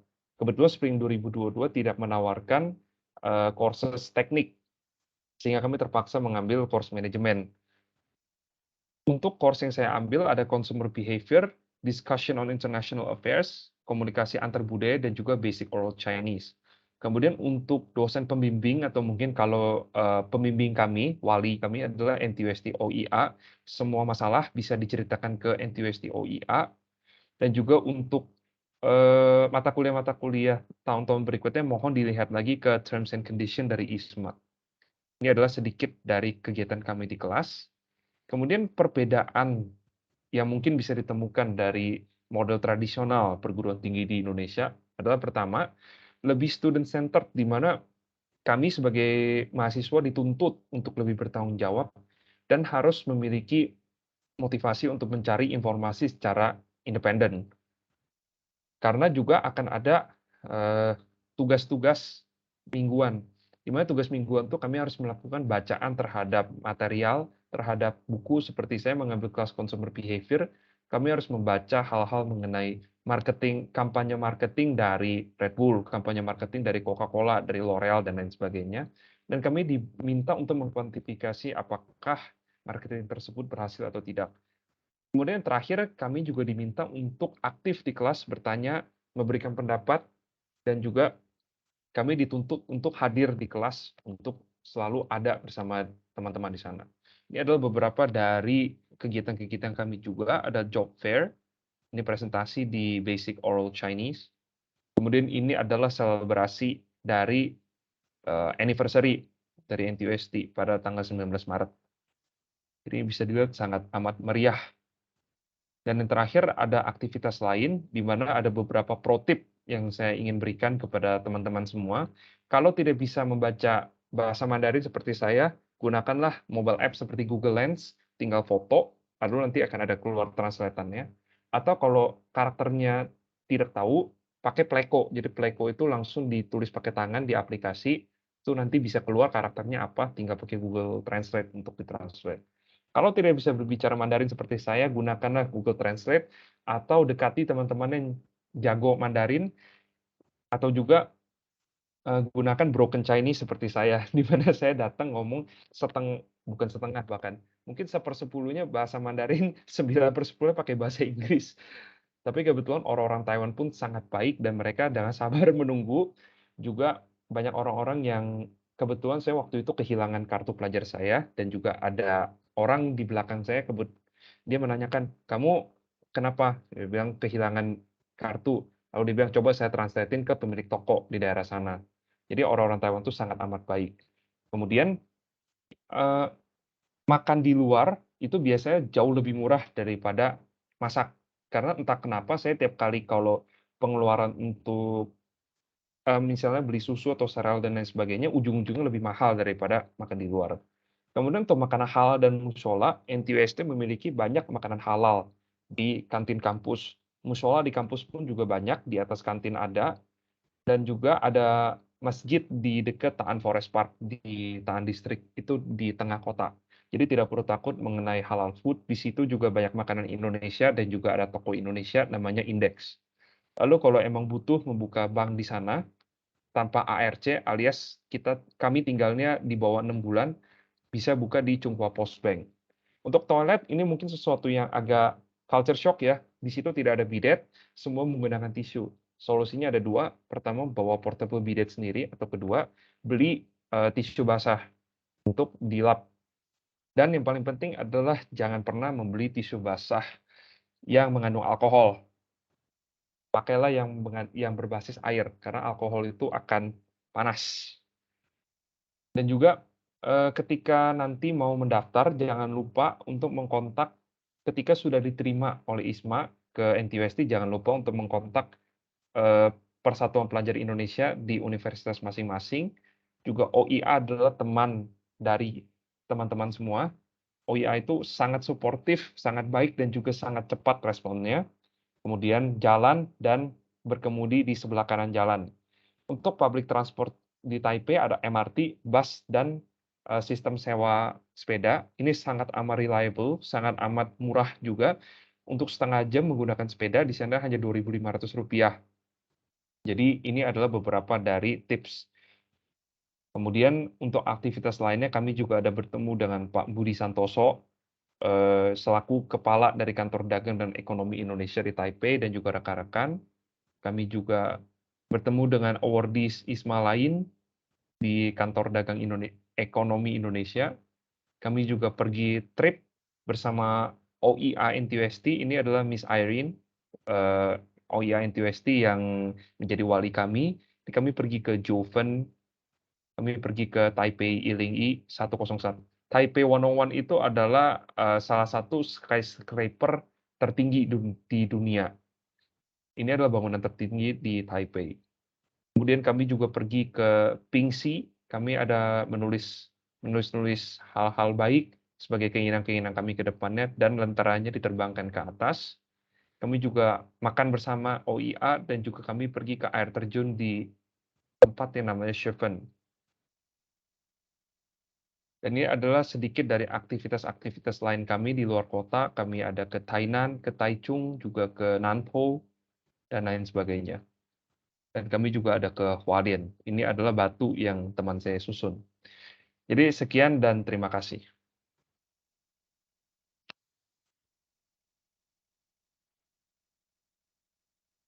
Oke, thank you Yosi, sangat menarik sekali dan menghibur. Oke, sedikit beberapa hal ya terkait presentasi dari Yosi yang bisa saya sampaikan. Ya. Jadi saya ingin apresiasi dulu untuk Yosi. Tadi menarik sekali ada komparasi living cost ya. Kalau misalkan teman-teman tinggal di dormitory atau tinggal di apartemen di luar kawasan kampus. Ya, mungkin bagi teman-teman yang tidak mengikuti dari awal presentasi Yosi, nah nanti rekaman webinar ini juga akan kami bagikan di YouTube TIS Indonesia, ya supaya teman-teman juga bisa mempelajari materi sharing session dari semua narasumber nantinya. Nah, lalu terkait visa, ya tadi Yosi juga sudah berikan gambaran ya terkait persyaratan pengajuan visa di periodenya ISMA 2021 Februari lalu. Nah, tapi ini mungkin pesan saja bagi teman-teman ISMA atau ISMAFO yang ingin mengajukan visa. Nah, ini hanya yang tadi Yosi sampaikan itu hanya sebagai gambaran saja.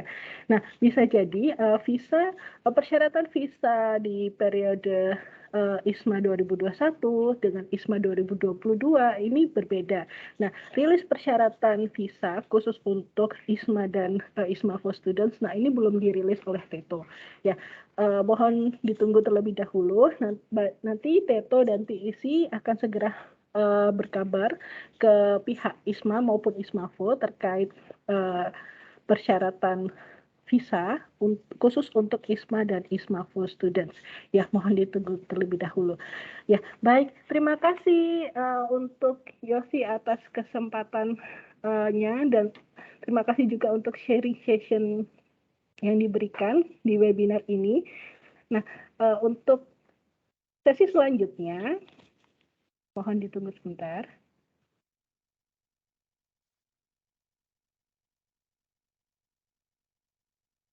Nah, kita masih punya satu narasumber lagi, yaitu Anita Dominic Subali, selaku ISMA NTU Award di tahun 2021 dari Fakultas Kedokteran di Universitas Brawijaya. Ya, jadi ini narasumber ketiga kita, terakhir kita hari ini. Nah, nanti setelah Anita selesai menyampaikan sharing session, baru nanti kita mengadakan sesi tanya jawab. Ya, baik. Halo, selamat siang Anita.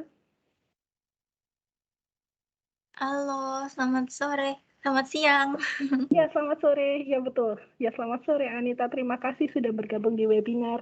Ya, terima kasih juga sudah mempersiapkan PPT. Nah, jadi saya berikan kesempatan dan waktunya untuk Anita menyampaikan sharing session. Ya, terima kasih. Oke, halo semua, masih semangat ya? Udah dengerin presentasi yang kece-kece dari pemateri sebelumnya yang lengkap banget. Kali ini giliran aku kenalin, salam kenal, aku Anita Dominic, panggilannya Anita dari Fakultas Kedokteran Universitas Brawijaya. Terus pada spring semester lalu aku diberi kesempatan untuk menjadi ISMA Awardee for National Taiwan University atau NTU Taiwan. Sekarang aku diberi kesempatan buat sharing pengalamanku sepanjang 1 semester exchange kemarin. Yuk kita kepoin ya. Yang pertama, kenapa sih pilih Taiwan? Taiwan itu cukup terkenal ya sama kualitas education-nya yang oke banget, baik tingkat Asia maupun dunia. Terus terutama NTU nih, dia tuh juga cukup welcome sama international students. Jadi banyak banget foreigners di sini biar kita belajar bareng. Selain itu, aku pilih Taiwan juga considering dari situasi COVID-19-nya yang menurutku sangat terkendali dibanding dengan negara lainnya. Terus juga protokol kesehatan di sini cukup ketat, terutama di karantinanya, jadi safe banget. Dan juga Taiwan ini adalah kesempatan emas buat kita belajar bahasa Mandarin, dan gak cuma belajar, kita bisa pakai langsung mempraktekkan di kehidupan sehari-hari, selain karena terpaksa dan kepepet gitu ya. Terus di NTU ini diberi kesempatan untuk belajar Mandarin, nggak tanggung-tanggung, setiap hari hampir 1,5 jam gitu.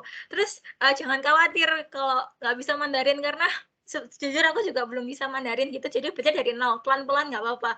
Kelasnya tuh juga bareng sama teman-teman internasional gitu, jadi punya teman-teman dari banyak negara waktu belajar Mandarin. Selain itu, Taiwan itu consider as safe environment. Kenapa? Karena di sini aman banget buat kita, baik kita mau jalan sendirian ataupun sama barang-barang berharga kita. Katanya sih kalau barang hilang itu bisa kembali ke pemiliknya loh. Saya jujurnya orang Taiwan itu di sini juga bersih dan public transportation-nya sangat convenient. Terus Taiwan itu punya banyak destinasi wisata yang cantik-cantik banget. Terus fun fact-nya, karena Taiwan itu satu pulau kecil ya, lebih kecil dari Jawa. Jadi kita gampang banget buat keliling satu Taiwan gitu dengan mudah. Nah, akhirnya bahas sebelum keberangkatan. Sebagai ISMA Awardee, sebelum berangkat itu kita bakal sering ada meeting online kayak gini, lewat Zoom gitu. Terus bahasnya apa? Bahasnya tentang info terbaru, terus juga tentang keberangkatan, termasuk soal bagaimana persiapan, apa yang harus dibawa, dokumennya, dan termasuk dari reimburse atau pencairan dananya gitu. Kita juga mulai ngurus visa Taiwan. Pengurusan visa Taiwan ini cukup cepat ya. Terus ini adalah beberapa dokumen yang diperlukan buat tahun lalu, buat gambaran aja. Buat yang tahun ini bisa jadi beda. Jadi stay tune sama informasi dari Teto dan univ kalian gitu. Terus untuk pengurusannya cukup cepat gitu, dan pengurus visa itu nggak cuma di Jakarta, bisa juga di Teto Surabaya gitu.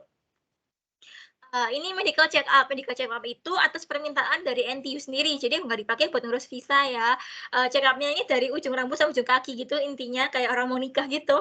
Terus untuk vaksin MMR ini cukup challenging ya, karena jarang, terus juga cukup mahal tuh yang dewasa. Jadi aku saranin ke kalian buat banding-bandingin harga gitu sama cek ketersediaannya gitu. Terus sebelum keberangkatan kita bisa mulai pilih course nih sekitar 3-4 courses dari list yang sudah di-approve sama IISMA gitu. Coursesnya ini jangan khawatir dikandangnya pakai bahasa Inggris kok, jadi nggak bakal terlalu buta gitu. Terus coursesnya ini uniknya kita masih bisa add sama drop courses sampai 1 bulan pertama perkuliahan. Jadi bisa cicip-cicip dulu, terus bisa keluar kalau misalnya nggak cocok gitu. Dan kita mulai ngurus karantin, booking hotelnya dan juga bayar biayanya.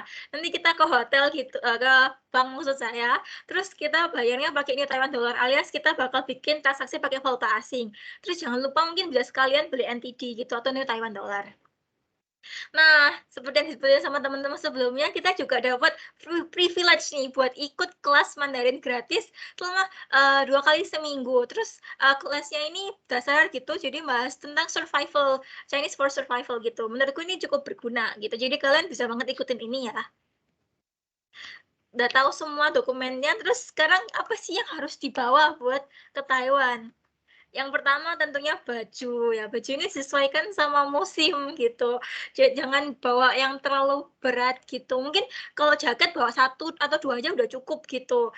Terus bawa baju secukupnya aja. Buat dokumen ini jangan lupa bawa semua dokumen lengkap. Terus kalau visa dan paspor bisa banget di-copy untuk perpanjangan visa karena kita visanya 60 hari aja gitu.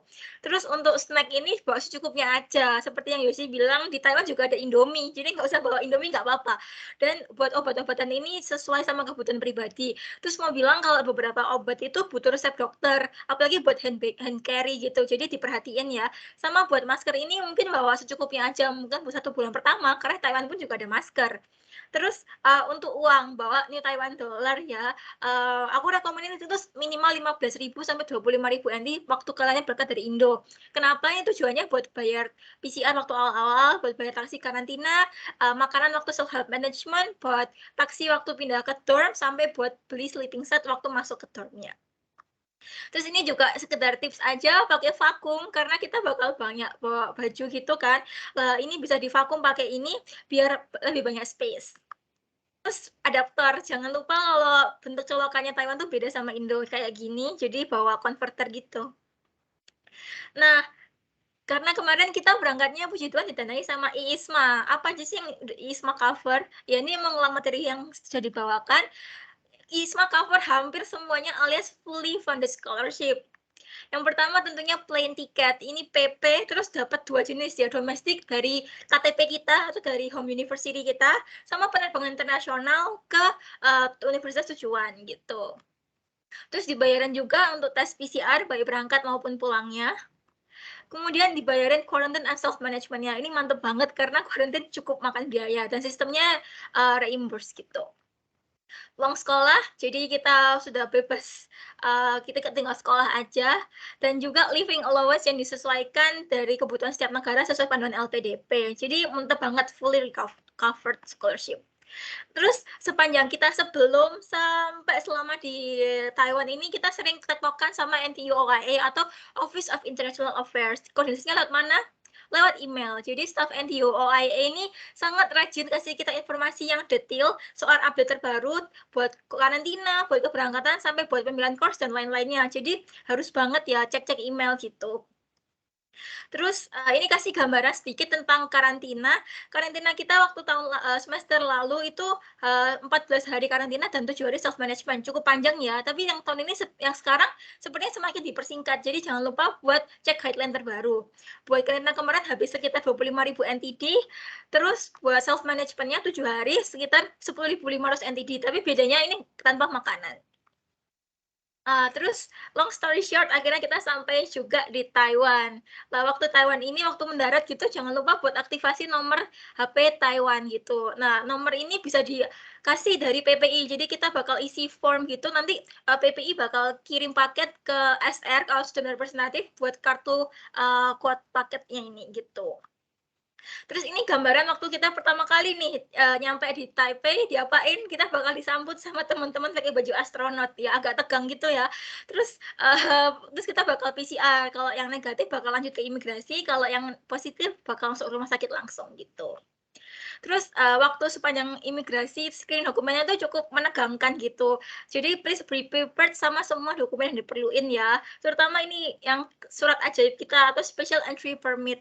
Ini surat yang menjelaskan kalau kita itu memang punya izin buat masuk Taiwan karena nggak semua orang bisa masuk Taiwan ceritanya sekarang. Terus ini suratnya bakal dikasih sama NTU OIA sebelum keberangkatan sekitar 2 minggu gitu setelah pengurusan visa tentunya. Setelah selesai semua riwehnya di imigrasi, kita akhirnya bisa ke hotel karantina, pakai taksi karantina yang flat harganya 1000 NT gitu. Prokesnya ketat banget, jadi orangnya pakai hazmat dan kita juga disemprot-semprot alkohol terus gitu. Sampai di hotel karantina, ini gambaran hotel karantina kita kemarin, sangat convenient sih. Terus isinya buat 1 orang, terus habis gitu kita 2 minggu bakal nggak boleh keluar kamar gitu.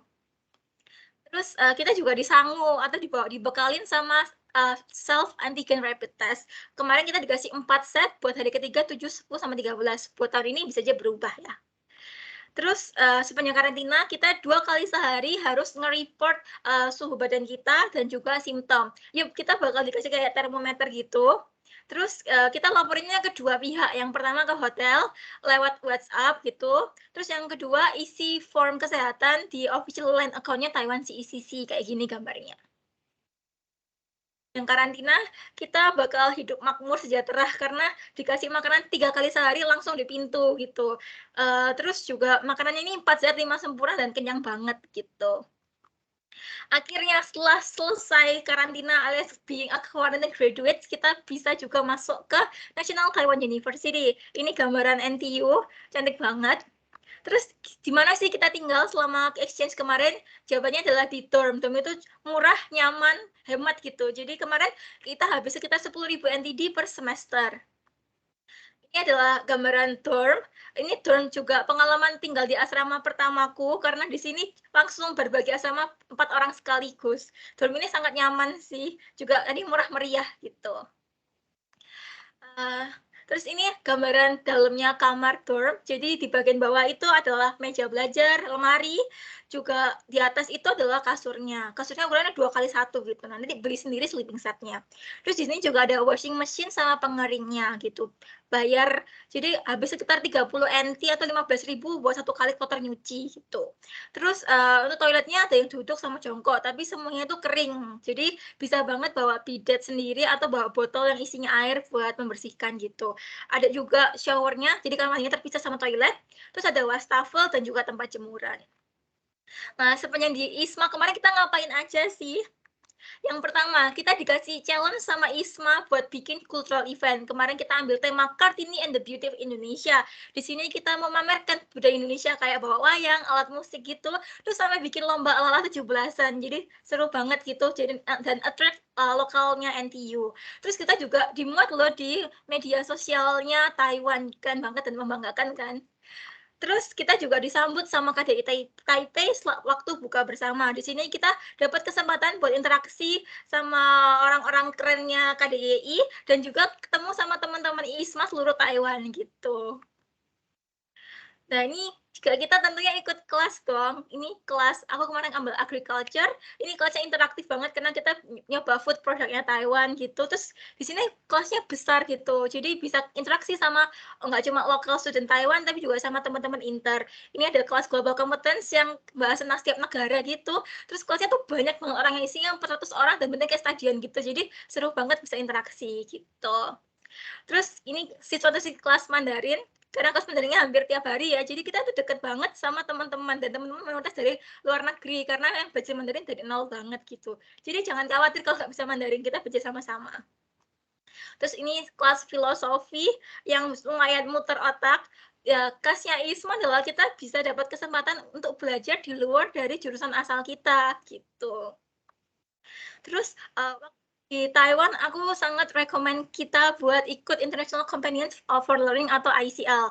Ini tugasnya adalah kita bakal ngajar ke anak-anak SD sampai SMP-nya Taiwan, terus kita dipasangin nih sama local students-nya NTU sebagai translator buat bahasa Mandarin. Materinya tuh ringan sama seru sih. Jadi intinya kita mengenalkan budaya Indonesia gitu, yang ringan-ringan aja, yang seru gitu. Terus Di sini kita juga dapat kesempatan nih buat mengunjungin anaknya, alias jalan-jalan gratis gitu ke seluruh daerah Taiwan. Seru banget kan? Dan juga kita dapat sertifikat loh dari Taiwan Ministry of Education. Nah, sudah jauh-jauh ke Taiwan nih, tentunya harus explore Taiwan. Ini adalah foto-foto trip kita selama di Taiwan. Yang aku bilang tadi, Taiwan tuh nggak terlalu besar gitu, jadi kita bisa banget untuk explore satu Taiwan, semua bisa. Ini waktu kita di Tamsui sama di Kaohsiung. Terus kita juga pergi ke Taichung yang cantik banget sama ke Nantou. Oh ya, kalau ke Taiwan, to-do list-nya harus banget terbangin Sky Lantern di Seven Old Street gitu. Kita bisa tulis wish di situ dan semoga terkabul. Terus ke night market, jadi bisa kulineran di sini. Dan akhirnya sebelum kita pulang, kita di sesuitnya kita dikasih farewell sama NDOIA. Ngapain aja farewell-nya, kita kayak dibawa tour ke kota tuanya Taipei di Taotaojang. Terus kita juga bikin DIY gitu, sama coba pakaian tradisionalnya Taiwan. Jadi berasa jadi princess buat sehari gitu. Akhirnya setelah 4 bulan kita di Taiwan, kita harus pulang. Senang banget sih dan pasti jadi pengalaman berharga. Semoga kesempatan ISMA ini membuka peluang buat kesempatan yang lebih besar lainnya. Finally, thank you udah dengerin sharing kita bertiga hari ini. Dare to dream and people to go abroad. Aku Anita and see you on top. Thank you. Wah, terima kasih Anita untuk presentasinya yang sangat menarik dan colorful sekali. Ya, dari sharing session Anita, saya ingin menyampaikan 3 hal ya, paling tidak. Yang pertama, terkait medical check-up. Ya, kebetulan kalau untuk tahun lalu, untuk persyaratan pengajuan visa, khusus untuk ISMA students, nah, medical check-up ini tidak menjadi satu persyaratan ya. Ya, belum bisa dikonfirmasi apakah juga demikian untuk persyaratan pengajuan visa untuk tahun ini. Jadi mohon ditunggu terlebih dahulu bagi teman-teman ISMA atau ISMAFO terkait persyaratan-persyaratan pengajuan visa untuk tahun ini. Nah, tapi berdasarkan pengalaman Anita, nah khusus untuk NTU ini mensyaratkan medical check-up. Ya, nah medical check-up ini ada beberapa tes kesehatan yang harus teman-teman ambil. Ya, misalkan vaksin MMR, measles, mumps, rubella. Nah, kalau misalkan teman-teman masih bingung terkait bagaimana cara untuk melakukan medical check-up untuk keperluan ke Taiwan gitu atau untuk pengajuan visa misalnya, nanti teman-teman bisa kontak TETO atau TIC, nanti kita akan arahkan bagaimana untuk melakukan medical check-up di klinik atau rumah sakit yang disarankan oleh pemerintah Taiwan terutama. Nah, lalu yang kedua, khusus untuk NTU ya terutama, ini sudah dijelaskan Anita, bahwa NTU OIA atau Office of International Affairs itu memberikan 2 dokumen. Nah, dokumen yang bisa dibilang ini seperti entry permit untuk masuk ke Taiwan. Nah, yang pertama, ini pasti akan diterima oleh semua ISMA atau ISMAFO students nantinya, yaitu surat dari MOI. Nah, surat dari MOI ini nanti akan dikirimkan oleh OIA. Jadi jangan khawatir, pasti nanti akan teman-teman dapatkan dari International Office atau OIA Universitas Taiwan nanti teman-teman. Nah, lalu yang kedua, khusus untuk NTU sekali lagi, ada surat yang namanya entry permit dari NTU. Jadi NTU sendiri juga mengeluarkan surat entry permit gitu ya. Ya, jadi jangan khawatir, semuanya ini nanti akan diarahkan juga oleh OIA. Nah, yang pastinya saat di Taiwan, penting juga untuk teman-teman memberikan data diri atau berkabar ya atau bersilaturahmi dengan Kantor Dagang dan Ekonomi Indonesia atau biasa disebut KDI. Ya, KDI ini kantor resmi pemerintah Indonesia di Taiwan atau di Taipei khususnya. Ya, baik. Terima kasih Anita sekali lagi untuk sharing session yang sangat menarik. Nah, jadi sekarang saatnya kita masuk di sesi tanya jawab. Nah, sesi tanya jawab. Jadi sesi tanya jawab ini teman-teman bisa sampaikan pertanyaan secara langsung, bisa raise hand terlebih dahulu, nanti saya pilih, lalu teman-teman menyalakan fitur mikrofon, atau teman-teman juga bisa menyampaikan pertanyaan di grup WhatsApp. Ya, nah nanti saya bacakan terlebih dahulu pertanyaannya, nanti saya tujukan pertanyaannya untuk narasumber tertentu, nanti narasumber bisa bantu menjawab. Ya, oke, kita mungkin akan membuka pertanyaan untuk teman-teman yang di meeting room terlebih dahulu. Silakan raise hand kalau misalkan teman-teman memiliki pertanyaan. Silakan Miss Niari, akun dengan nama Miss Niari, silakan menyalakan mikrofon dan bertanya.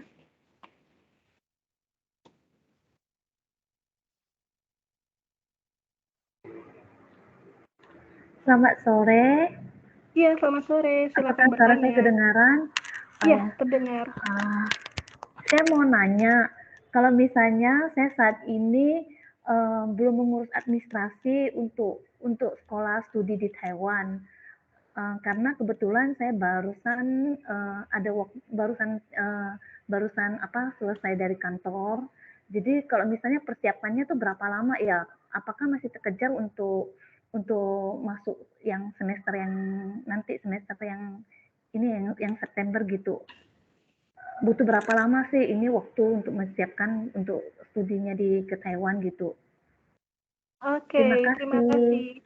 Ya, sebelumnya mohon maaf sekali teman-teman karena webinar ini dikhususkan untuk semua kegiatan yang terkait ISMA. Jadi untuk pertanyaan yang tidak berkorelasi dengan ISMA, mohon maaf sekali tidak bisa kami jawab saat ini. Kami hanya batasi pertanyaan terkait ISMA saja. Ya, di minggu depan TIC akan punya webinar terkait persiapan studi di Taiwan dan juga sharing session terkait karantina, tapi yang secara general untuk international students, tidak khusus hanya untuk ISMA student saja. Nah, ini nanti teman-teman bisa silahkan melakukan registrasi. Link registrasinya sudah ada di Instagram resmi TIC, yaitu @teto_Indonesia. Ya, nanti di situ akan kita bahas terkait persiapan pendaftaran studi di Taiwan hingga persiapan keberangkatan dan bahkan karantina. Ya, mohon maaf sekali tidak bisa kami jawab. Ya, mungkin kita bisa membahas pertanyaan-pertanyaan di grup WhatsApp. Ya, beberapa teman-teman sudah bertanya terkait bagaimana cara mendapat informasi terkait program ISMA atau persyaratannya apa saja, lalu eligibility-nya apa saja. Nah, teman-teman sudah kami share terkait website resmi ISMA. Nah, silahkan dibaca terlebih dahulu, dipelajari terlebih dahulu terkait informasi program, eligibility, dan proses pendaftarannya bagaimana. Sudah dijelaskan semuanya di website ISMA. Nah, yang perlu teman-teman ketahui, ini juga pendaftarannya biasanya melalui universitas di Indonesia. Ya, jadi sekali lagi di website itu juga sudah dijelaskan secara rinci terkait prosedur pendaftaran, persyaratan, dan universitas apa saja yang bisa diikuti saat bergabung di program ISMA. Baik, sekarang saya ingin membacakan pertanyaan. Yang pertama dari Yoga. Nah, pertanyaan ini nanti akan dijawab oleh 3 narasumber. Nah, pertanyaan seperti ini. Sepengalaman para narasumber, apakah dana living allowance cukup untuk kedatangan di awal dari karantina, asuransi kesehatan, dan lain-lain? Apakah perlu dana tambahan dari pribadi? Nah, mungkin bisa dimulai dulu dari Jonathan.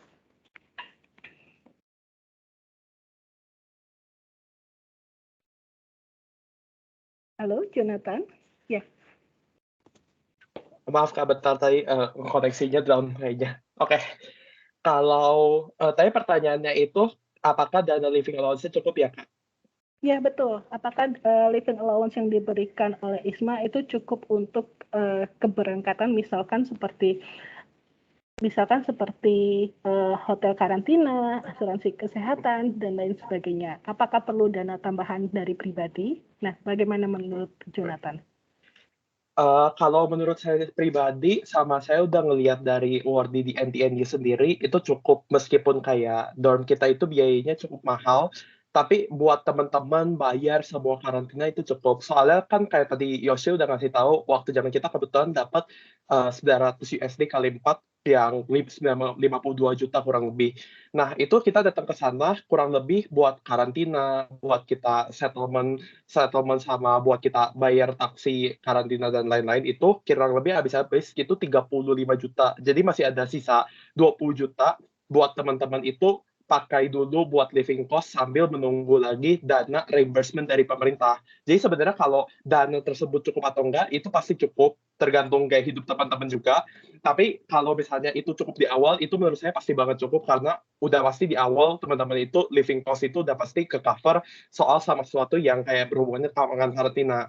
Tapi kalau pengalaman pribadi, ada beberapa univ yang waktu itu dana awalnya itu nggak cukup, itu teman-teman nggak usah khawatir juga kalau ISMA. Karena ISMA sendiri juga punya self-defense mekanismenya mereka masing-masing. Teman-teman cuma perlu ngajuin aja, ntar mereka bisa ngelontorin tambahan LA lagi, atau nggak tambahan kebijakan lainnya kalau buat kasus-kasus khusus sampai dananya nggak cukup. Itu sih kurang lebih kalau dari saya. Baik, nah kalau misalkan Yosi sendiri, apakah ada tambahan atau penjelasan terkait living allowance? Kalau misalnya living allowance ya, living allowance kalau misalnya tinggal di dorm itu pasti akan cukup. Dan tuh posisinya gini, kebetulan kalau dorm itu kan sangat amat murah dan kami itu kebetulan dormnya bukan seperti NTNU yang bayarannya cukup mahal gitu ya.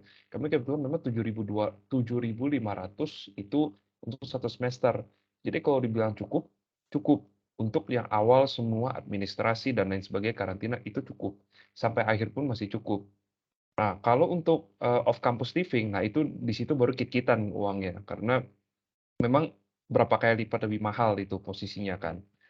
Nah, tapi itu memang sudah sesuatu yang tidak bisa diubah lagi karena pada akhirnya memang sudah keburu tanda tangan kontrak baru habis itu ada dapat informasi baru gitu. Tapi untuk semester-semester berikutnya seharusnya sudah dilakukan perjanjian dengan NTUST atau mungkin saya juga kurang mengerti bagaimana, tapi hampir pasti akan didapatkan dorm bagi semua awardee. Karena dari teman-teman saya yang dari batch 2022 itu akan datang di fall 2022, berarti mungkin 2 bulan, 3 bulan lagi, itu mereka 23 orang, 23-23-nya dapat dorm gitu. Jadi buat teman-teman yang khawatir mungkin, aduh uangnya kagak cukup dan lain sebagainya, nggak perlu khawatir karena dorm sekitar 7.500, paling mahal juga 9.000 atau 10.000 satu semester. Itu pasti cukup kok. Oke, terima kasih untuk penjelasannya Jonathan dan Yosi. Kalau Anita sendiri mungkin ada yang ditambahkan terkait faktor living allowance? Jawabannya sama, cukup karena living allowance disesuaikan sama kebutuhan tiap negara. Terus jangan lupa waktu awal kita dapat settlement allowance gitu. Jadi sebelum LA dapat settlement allowance ini buat bayar-bayar biaya karantinanya dulu, buat ngurus visa dan sebagainya. Jadi SA tambah LA ini intinya cukup sih kalau kita hidup secara moderat gitu, yang sewajarnya aja. Ini juga udah cukup kok, termasuk buat kemarin kita yang traveling gitu ya, walaupun tidak luxury ya, tapi secukupnya aja tuh batas wajar masih cukup banget gitu. Terus kapan lagi ada beasiswa yang cover selengkap ini gitu. Kalau ISMA mantep banget sih, fully funded. Baik, terima kasih untuk tambahannya Anita. Ya, kita bisa ke pertanyaan selanjutnya, yaitu masih dari yoga. Nah, jika dalam sehari-hari hanya menggunakan bahasa Inggris, apakah cukup untuk berinteraksi dengan orang lokal? Ya, mungkin dari Yosi, bagaimana? Kalau dari saya, Inggris itu nggak cukup. Karena di Taiwan itu tingkat kemahiran Inggris dari orang-orang Taiwan itu rata-rata, ini dari pandangan pribadi saya ya, itu di bawah orang Indonesia. Jadi orang Indonesia lebih banyak yang bisa Inggris, dan lebih banyak yang skill Inggrisnya lebih tinggi. Jadi kurang lebih kalau sehari-hari di Inggris bisa nggak? Oh ya bisa. Inggris tambah bahasa-bahasa isyarat-isyarat gitu. Dan juga itu pun mereka sering-sering masih nggak terlalu ngerti orang Taiwan. Jadi saran saya adalah ketika dikasih atau diberikan course Mandarin, ambillah, pelajarilah sebanyak mungkin, nontonlah drama-drama Chinese. Jadi supaya kalian nggak terlalu pusing, karena pada akhirnya bisa nggak? Ya bisa-bisa aja, tapi kualitas hidup kalian di Taiwan ya pastinya nggak akan setinggi itu. Karena bingung gitu. Kalau saya pribadi, saya kan nol tuh Mandarinnya. Saya juga sering-sering nempelin teman-teman yang bisa, saya langsung bilang, kamu ngomongin deh, ntar aku dengerin. Terus habis sudah, terus aku tanya-tanya, oh ngomong kalau kemahalan gimana? Oh kalau duitnya segini ngomongnya gimana? Jadi, jadi saya tuh belajar-belajar Mandarin juga, tempel-tempelin orang yang bisa. Itu sih jadinya.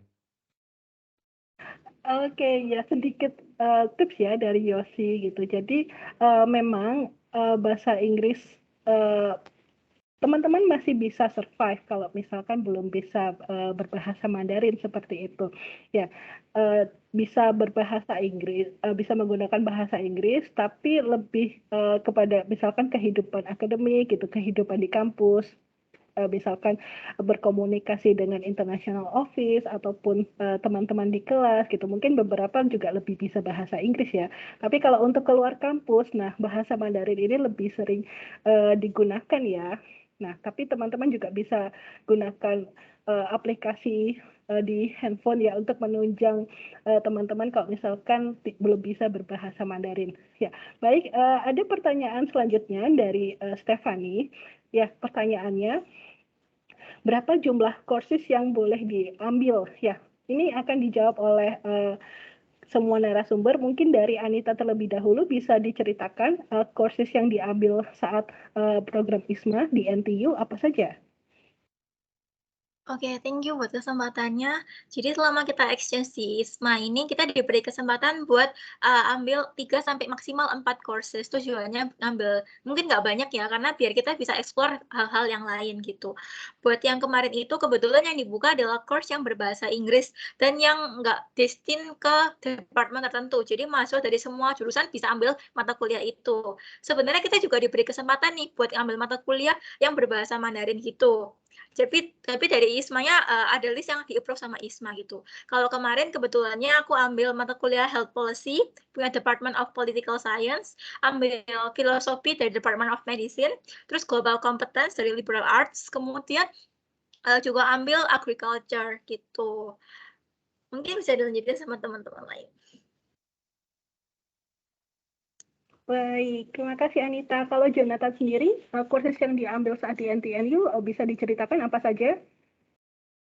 Oke, jadi itu kalau NTNU sama kayak kalian tuh bisa 3 sampai 4 course gitu. Cuman kalau ISMA tuh kan regulasinya bahasa itu nggak dihitung ke course kayak yang diregistrasi ke ISMA. Jadi kalau kalian udah ngambil 1 course bahasa, kalian wajib ambil 3 course lainnya. Jadi kalau kalian mengambil bahasa itu harus ngambil 4 wajib.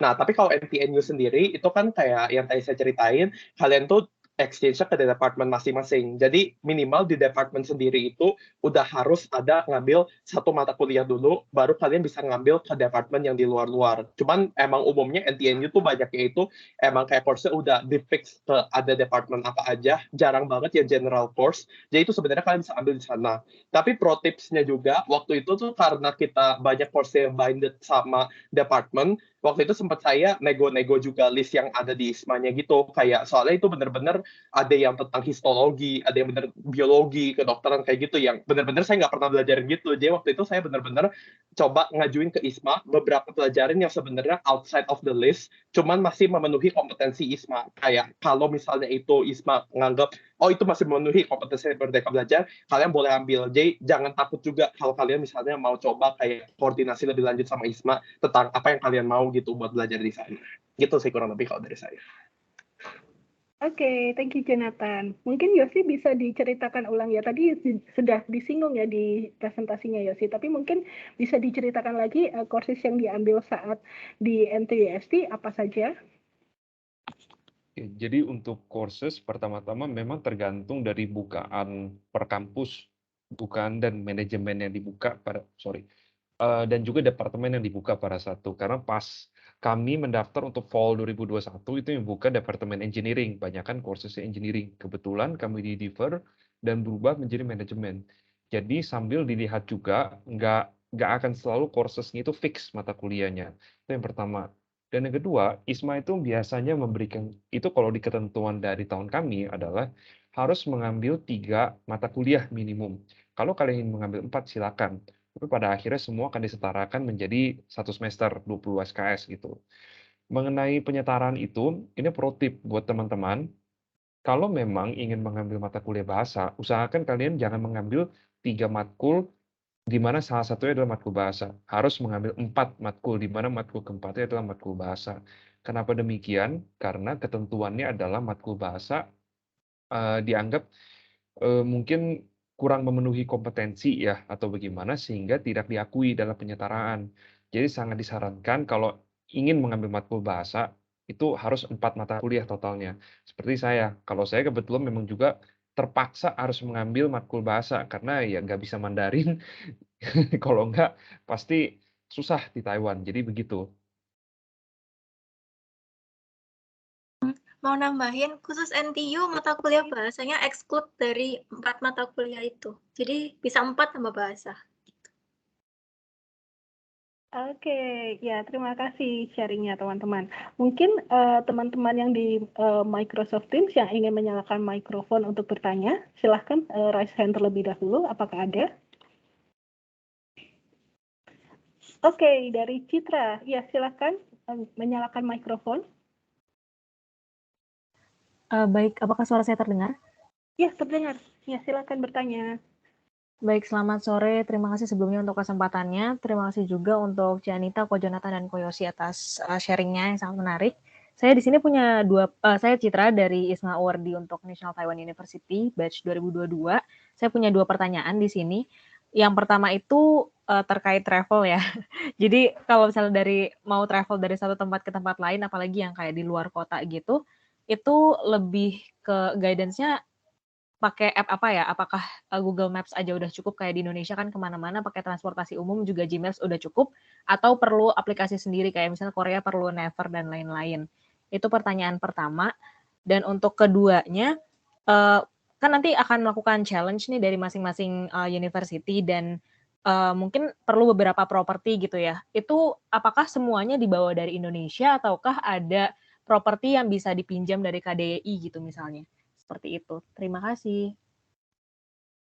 Oke, terima kasih Citra pertanyaannya. Wah, ini yang saya tunggu dari tadi, pertanyaan terkait teknis-teknis ya. Oke, mungkin yang pertama bisa dijawab terlebih dahulu oleh Anita. Bisa langsung dijawab ya 2 pertanyaan. Tadi yang pertama terkait travel keluar kota, lalu yang kedua terkait dukungan properti gitu ya, seperti itu, untuk yang challenge yang diberikan ISMA kepada awardee. Ya, silakan Anita. Thank you Citra buat pertanyaannya. Jadi buat traveling ini ya cukup sih pakai Google Map ya. Dan nanti kita bakal dapat tahu bis nomor berapa, terus pakai kereta apa gitu. Terus kita tinggal ke station buat pesan tiketnya itu. Terus mungkin tipsnya juga bisa tanya-tanya tips and trick dari teman-teman baik lokal Taiwan maupun teman-teman dari NTU ISA atau Indonesian Student Association. Terus ini menjawab pertanyaan yang kedua juga, barang-barangnya bisa dipinjam atau enggak gitu. Jadi kemarin kita sangat-sangat dibantu sama NTU ISA atau NTU ISA. Di sini kita kan kemarin nggak mungkin dong kita bawa panci, terus kompor segala macam dari Indo gitu karena pindah rumah, enggak ya. Jadi kita bisa kontak-kontakan sama mereka buat pinjam alat-alat itu. Terus kita juga bisa pinjam beberapa bahan dekorasi gitu, misalnya kayak pita merah putih, terus gambar wayang dan angklung gitu. Kemarin kita juga pinjam dari NTU ISA. Jadi aku saranin buat kalian tektokan sama NTU ISA. Terus untuk misalnya kayak kalian mau bikin jajanan dari Indonesia itu, kemarin lucunya itu kita bawa sirup susu kental manis dari Indonesia gitu digotong-gotong. Nah ternyata itu nggak perlu karena di Taiwan ada indeks toko indeks gitu. Jadi itu berasa kayak supermarket toko kelontong di dekat rumah gitu. Jadi menurutku bisa barang-barang yang itu bisa dipinjam kalau kalian yang khusus mungkin bisa dibawa. Terus kalau untuk bahan-bahan makanan itu bisa dibeli di indeks gitu. Mantap. Oke, thank you Anita. Mungkin Jonathan bisa langsung menambahkan untuk 2 pertanyaan tadi ya terkait tips traveling sama mungkin properti yang bisa mendukung untuk kegiatan selama ISMA di Taiwan. Ya, silakan Jonathan. Oke, thank you Kak Tirta. Jadi kalau tips traveling, emang Google Maps cukup, cuman ada beberapa aplikasi tuh yang bisa kayak nambah convenience kalian. Kayak pertama tuh Bus Tracker Taiwan. Itu tuh biar bisa kalian tahu, bis Taiwan tuh nggak tahu kenapa canggih banget. Pokoknya kalian bisa tahu bisnya tuh lokasinya dari mana, udah di terminal berapa menit lagi bakal nyampe ke terminal kalian. Itu bakal berguna banget kalau kalian jalan-jalan yang keluar Taipei, yang bisnya bisa datang kayak 30 menit, 1 jam sekali gitu. Jadi kayak itu menurut saya lumayan penting buat punyain juga. Kedua itu, kalau misalnya kalian traveling keluar kota juga, sering-sering banding-bandingin harga tiket kalian beli di loket, harga tiket kalian beli di website, sama di aplikasi eksternal atau klub kayak gitu. Karena waktu itu bener-bener saya mau cari harga yang paling murah, itu saya pantengin tiap hari buat dapat pokoknya ya harganya TRA atau apapun paling murah aja. Nah, habisnya kan kalau di Taiwan tuh kalian bisa ngelilingin Taiwan tuh 3 caranya. Kalian bisa pakai high speed rail, itu tuh biasa kayak Shinkansen Jepang, TRA itu kayak kereta KAI Indonesia, atau satu lagi tuh naik bis. Jadi kayak kalian bisa juga explore opsi-opsi ini juga kayak lebih enak ke kalian yang mana. Jadi kayak sebenarnya pro tips travel itu riset yang banyak karena harganya tuh bisa jauh beda banget gitu. Itu yang pertama. Tapi kalau kedua soal pinjam meminjam, sebenarnya kalau NTI-NU sendiri, kita project kemarin itu kita kenapa nggak pinjam meminjam, karena emang kalau NTU kan ada dukungan NTU ISA, tapi itu tuh kalian juga bener harus mastiin kalian emang ada koneksi ke NTU ISA-nya gitu. Kalian misalnya kalau mau minjam bareng ke KDI, kalian harus benar kenal misalnya Pak Fajar gitu, atau enggak Pak Fajarnya bener mau atau enggak. Terus kalau misalnya kalian mau pinjam ke NTU, kalian harus mastiin birokrasinya semua kayak gimana. Nah itu tuh yang kenapa akhirnya waktu NTNU itu kita kurang jelas gitu birokrasinya gimana, dan waktu yang dipunyain tuh cukup dikit gitu. Jadi waktu itu kita nggak terlalu minjem banyak banget, cuman ya the tips that I can give to you, ya udah pastiin aja semua yang kata orang-orang kalian mau pinjam, kalian udah benar kenal dulu, jadi kalian bisa pastiin itu udah pasti secure yang kalian mau pinjam. Gitu sih Kak, kurang lebih hal tambahan dari saya. Oke, great Jonathan. Ya, terakhir dari Yosi, mungkin ada tambahan terkait 2 pertanyaan tadi dari Citra? Oke, buat Citra dan juga ini mungkin buat orang-orang awam juga yang mungkin nggak terlalu belum terlalu terintroduce dengan ISMA. Jadi ISMA itu kami pergi ke sana, kami juga diminta untuk melakukan berbagai macam challenge seperti pada saat kami semester musim semi, spring semester, kami diminta untuk membuat challenge mengenang Kartini sebagai figur tokoh perempuan di Indonesia. Nah, itu per semester akan berubah-ubah challenge-nya, dan juga mungkin kami Kartini tahun sebelumnya itu Sumpah Pemuda, nanti mungkin semester Citra juga pasti akan berbeda lagi. Jadi untuk pertama-tama adalah setiap challenge pasti berubah-ubah, ketentuan pasti berubah-ubah. Lalu saya langsung jawab dari pertanyaan kedua dulu ya. Kalau untuk bawa barang, tidak perlu bawa barang karena kenapa? Pertama seperti yang tadi bilang Anita, ada toko Indonesia Express atau Index, itu mirip kayak Alfamart Indo, itu benar-benar bukan Alfamart lah ya, pokoknya toko kelontong barang-barang Indo diambil, kopas, style-style Indo dibawa ke Taiwan. Jadi kalian kalau ke sana berasa, wah ini rumah ini.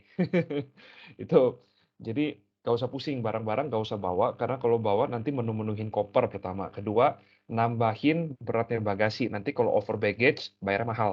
Jadi nggak usah, mendingan beli aja di Index. Itu banyak di setiap kota di Taiwan ada. Dan orang-orang itu yang menjaga orang-orang Indo juga, jadi nggak usah pusing gitu. Itu pertama.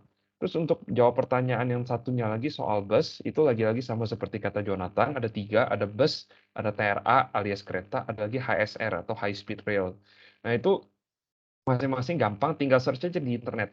HSR misalnya kalian mau pergi ke kota Kaohsiung di selatan, ya udah HSR to Kaohsiung, dia keluar nanti segala macam. Jadi tinggal pakai Google, nggak usah pusing. Itu kebetulan juga ada saya tulis di slide-nya saya itu perbandingannya. Jadi kalau yang ada rekaman tinggal balik lihat aja. Itu kalau dari pengalaman saya, mungkin juga dari teman-teman ya. Kalau mau keluar kota, paling murah opsi adalah bis biasanya. Tapi bis itu biasa paling variabel waktunya, karena kondisi jalan kadang-kadang macet, kadang-kadang hujan, dan lain sebagainya. Biasanya sih bis-bis di Taiwan, bis antar kotanya pun juga tepat waktu. Tapi pengalaman saya pernah telat setengah jam sampai 1 jam gitu dari ETA yang seharusnya. Jadi itu bis, tapi paling murah. Kedua adalah TRA atau kereta api. Nah itu lebih reliable soal waktu. Hampir pasti nggak mungkin telat.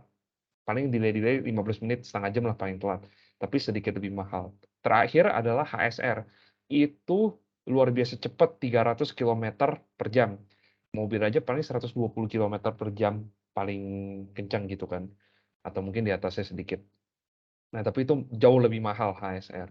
Jadi saran ya ambil aja bus atau atau TRA gitu. Sekian. Oke, thank you untuk tipsnya dari teman-teman narasumber. Oke, mungkin sebelum kita akhiri sesi tanya jawab, mungkin ada pertanyaan lagi dari teman-teman di Microsoft Teams. Kalau mungkin ada, silakan raise hand dan menyalakan mikrofon. Kak, sorry, boleh ada tambahan pertanyaan nggak ya? Oke, boleh. Ya, silakan Citra. Oke, mungkin juga ini secara spesifik bisa lebih dijawab oleh Ci Anita gitu ya di NTU. Kalau misalnya di dorm perempuan di NTU, ya mungkin laki-laki juga kalau misalnya Ci Anita tahu, itu bisa masak nggak ya? Maksudnya kayak masak mulai dari yang berat atau sampai yang ringan-ringan kayak misalnya masak air untuk energen atau semacamnya kayak gitu, itu ada atau enggak atau perlu apa barang-barang elektronik yang kayak pemanas air atau kayak gimana, dan apakah alat-alat kayak gitu tuh diperbolehkan? Soalnya pernah lihat yang di Taiwan juga kalau misalnya yang voltage-nya kan beda ya Indo sama Taiwan, katanya bisa meledak, itu gimana ya? Thank you sebelumnya. Oke, silakan Anita langsung menjawab. Thank you Citra. Ini pertanyaan yang sama yang kita bingungkan sebelum kita berangkat ke NTU semester lalu. Jadi di dorm itu jawabannya nggak boleh masak ya, sekarang di dorm itu nggak ada kompor. Ya mungkin mereka khawatirnya takut kebakaran, karena sering mungkin ya gitu. Jadi di dorm itu bakal ada microwave, bakal ada oven, dan ada dispenser. Jadi kalau mau bikin pop mie bisa pakai dispenser, ada air panasnya tinggal dipencet gitu. Tapi buat masak yang berat, misalnya kalian mau challenge-nya mau bikin pisang goreng gitu. Jadi aku saranin buat pinjam dapurnya NTU. Peminjaman dapur NTU ini bisa isi form, mungkin kalian udah tektokan sama anak NTU IC buat dikasih arahan, dan di sana nggak usah bawa alat masak sama sekali karena semua tersedia di dapurnya NTU ISA. Jadi jawabannya nggak bisa masak dalam dorm ya, tapi kalau buat sekitar memanaskan atau bikin pop mie, indomie gitu bisa di dorm karena alat masak yang sederhana itu ada dan nggak usah bawa dari Indo gitu. Oke, thank you Anita. Ya, terkait dapur dormitory, mungkin Yosi dan Jonathan nanti bisa tolong jelaskan singkat saja terkait ada nggak fasilitas dapur di NTUST atau NTNU? Mungkin dari Yosi dulu. Ini disclaimer ya, saya karena tinggalnya off kampus, jadi saya nggak terlalu tahu fasilitas dormitory. Yang saya tahu dormitory itu ada mesin cuci, ada dryer, tinggal masukin koin 5 NT. 5 NT itu Rp2.500. Terus kalau soal masak-masakan, itu harusnya ada pemanas air. Kalau untuk misalnya boleh masak atau enggak, benar seperti kata Anita, hampir semua tempat harusnya nggak boleh masak karena bahaya api. Di Taiwan itu kan negaranya kecil sekali dan sempit tanahnya itu. Jadi nggak ada rumah setapak, semuanya itu rumah yang tingkat-tingkat tinggi gitu. Jadi kalau ada satu kebakaran itu bisa berbahaya sekali nyebar ke satu gedung. Makanya mungkin karena itu nggak boleh masak yang terlalu gimana. Jadi kalau untuk bawa rice cooker apa segala, mendingan nggak usah karena nanti di dorm juga pasti nggak dibolehin dan nambah beban. Kalau untuk fasilitas ya sebatas itu sih. Tapi kalau untuk pemanas air itu pasti ada. Jadi pop mie, kopi bisa bikin itu. Sekian. Oke, thank you Yosi. Ya, ini sedikit tambahan saja terkait dormitory di NTSC. Kebetulan kami tahu. Nah, jadi kalau yang dimaksud teman-teman tidak boleh masak di dormitory, ini artinya masak di dalam kamar. Nah, kalau misalkan masak di dalam kamar ini tidak diperbolehkan. Bahkan ada beberapa ketentuan di dormitory beberapa universitas itu tidak boleh pakai apa itu namanya setrika ya. Jadi pastikan teman-teman mempelajari peraturan setiap dormitory universitas. Nah, kalau di NTST sendiri juga terdapat dapur yang bisa diakses oleh international students atau penghuni dormitory seperti itu. Nah, terkait air panas, ya, jadi ini nampaknya lumrah ya di setiap universitas pasti ada. Bahkan di tempat-tempat misalkan supermarket gitu atau public area itu pasti ada dispenser. Nah, di dispenser ini ada pilihan teman-teman mau air dingin atau air biasa atau air panas ya. Jadi kalau misalkan Citra atau teman-teman ISMA dan ISMAFO mau ke Taiwan, tidak perlu bawa pemanas barang elektronik pemanas air gitu, karena di baik di dormitory, di kampus maupun di area publik seperti di mall gitu atau di stasiun itu pasti ada dispenser yang biasanya juga ada fasilitas air panas dan air dinginnya seperti itu. Oke, thank you Yosi, Anita. Oh iya, Jonathan, gimana jawabannya Jonathan terkait dapur NTNU Hostel? Mungkin ada sedikit gambaran yang bisa dibagikan? Kalau NTNU Hostel kan sebenarnya emang lebih mahal. Jadi ya seperti teman-teman tahu ada harga, ya ada fasilitas juga. Jadi kita tuh udah ada kulkas sama microwave sendiri, itu udah pasti. Terus dispenser di tiap lantai, dan di satu lantai itu kayak banyak banget dispensernya, jadi teman-teman gak usah takut rebutan. Nah, tapi perks yang sebenarnya rada beda ya, kita tuh nggak boleh masaknya kalau pakai kompor gas. Tapi kalau misalnya apapun peralatan listrik, itu nggak apa-apa. Karena waktu itu saya bawa rice cooker, teman saya bawa kayak electric pot kayak gitu. Itu nggak apa-apa sebenarnya semua itu.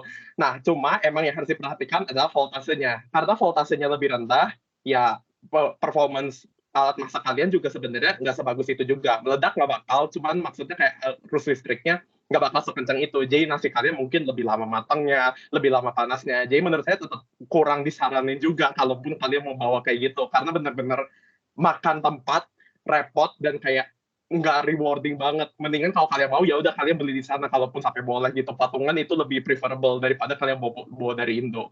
Gitu sih kurang lebih. Oke, thank you juga tipsnya Jonathan. Ya, ini saya ingin bacakan satu pertanyaan di grup WhatsApp. Ini dari Stefani. Karantina dan health management ini sudah dirancang oleh OIA Universitas atau kita fasilitasnya harus cari sendiri ya? Ya, di sini singkat saja saya ingin jelaskan. Nah, biasanya ini generally untuk semua new students dan juga bisa nantinya untuk ISMA dan ISMA host students. Ya, fasilitas karantina dan fasilitas self-help management khususnya untuk new students yang baru akan datang ke Taiwan. Nah, ini semuanya dibantu diorganisir oleh International Office atau OIA masing-masing universitas.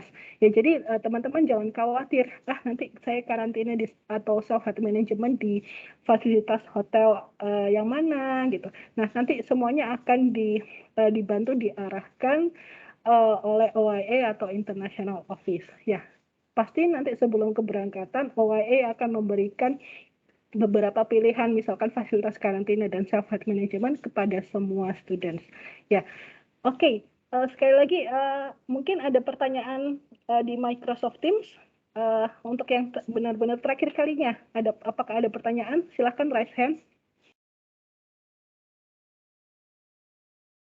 Oke, ya. Nampaknya tidak ada. Baik. Kak Tirta, ada satu orang. Oh, oke. Ya, dari Nibras Fitri Suhra. Ya, silahkan open microphone. Oke, makasih Kak atas kesempatannya. Perkenalkan, saya Nibras Fitri Zuhra, salah satu award di ISMAFO tahun 2022. Nah, jadi saya izin bertanya nih mengenai konverter yang digunakan di sana ya.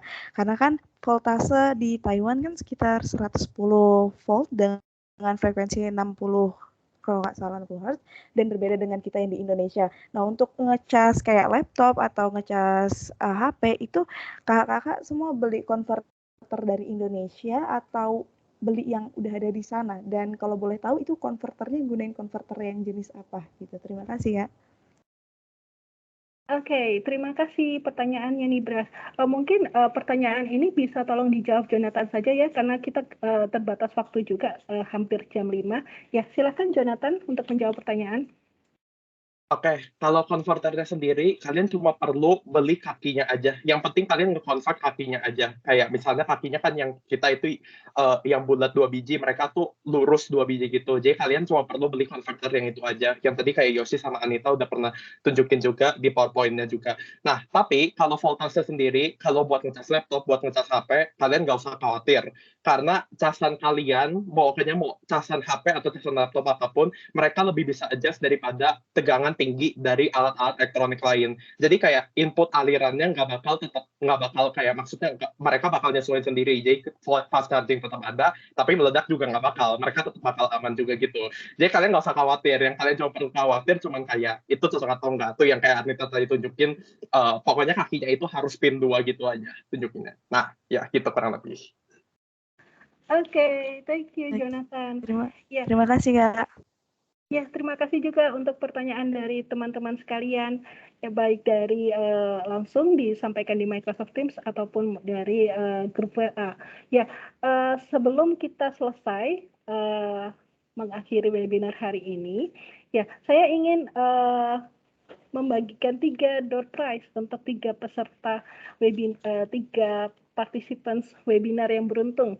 Ya, saya ingin menyebutkan namanya. Nah, nanti kalau misalkan hadir, silahkan langsung nyalakan mikrofonnya untuk konfirmasi kehadiran ya. Nanti kalau misalkan tidak hadir, maka akan digantikan oleh lucky participants yang lainnya.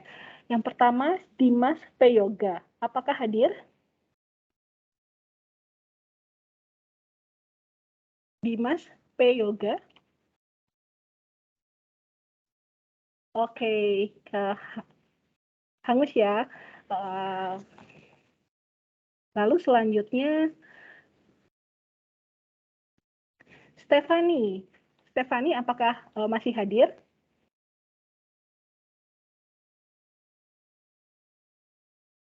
Stephanie?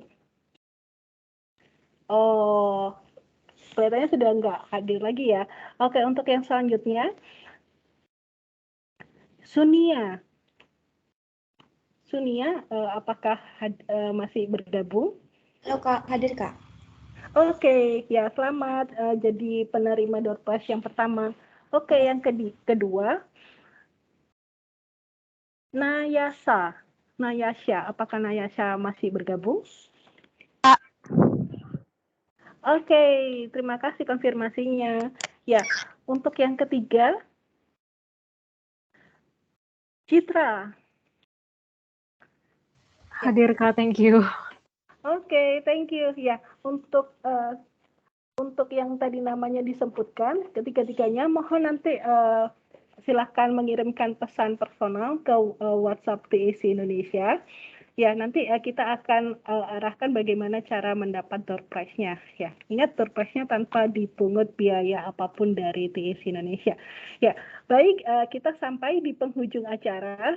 Sekali lagi terima kasih untuk para narasumber kita hari ini, Yosi, Anita, dan Jonathan. Ya, dan terima kasih juga untuk teman-teman yang sudah hadir di webinar hari ini, para peserta. Terima kasih untuk antusiasmenya. Ya, maaf sekali karena keterbatasan waktu, kita harus menyudahi sesi tanya jawab dan webinar. Nah, terima kasih sekali lagi kalau misalkan teman-teman memiliki pertanyaan terkait studi dan beasiswa di Taiwan, silahkan berkonsultasi secara gratis dengan TEC Jakarta, bisa via Instagram, ya Instagram resmi kami @TEC_Indonesia, atau bisa juga via WhatsApp resmi kami, yaitu 0813 1720 1844. Ya, akhir kata, saya mewakili Divisi Pendidikan TETO Indonesia dan Taiwan Education Center Indonesia Kantor Regional Jakarta ingin mengucapkan sekali lagi terima kasih untuk teman-teman narasumber dan peserta yang sudah hadir di webinar hari ini. Ya, selamat siang, terima kasih, sampai jumpa. Thank you Anita, Jonathan, Yosi. Terima kasih Kak. Terima kasih Kak. Terima kasih Kak. Terima kasih. Thank you semua. Terima kasih Kak.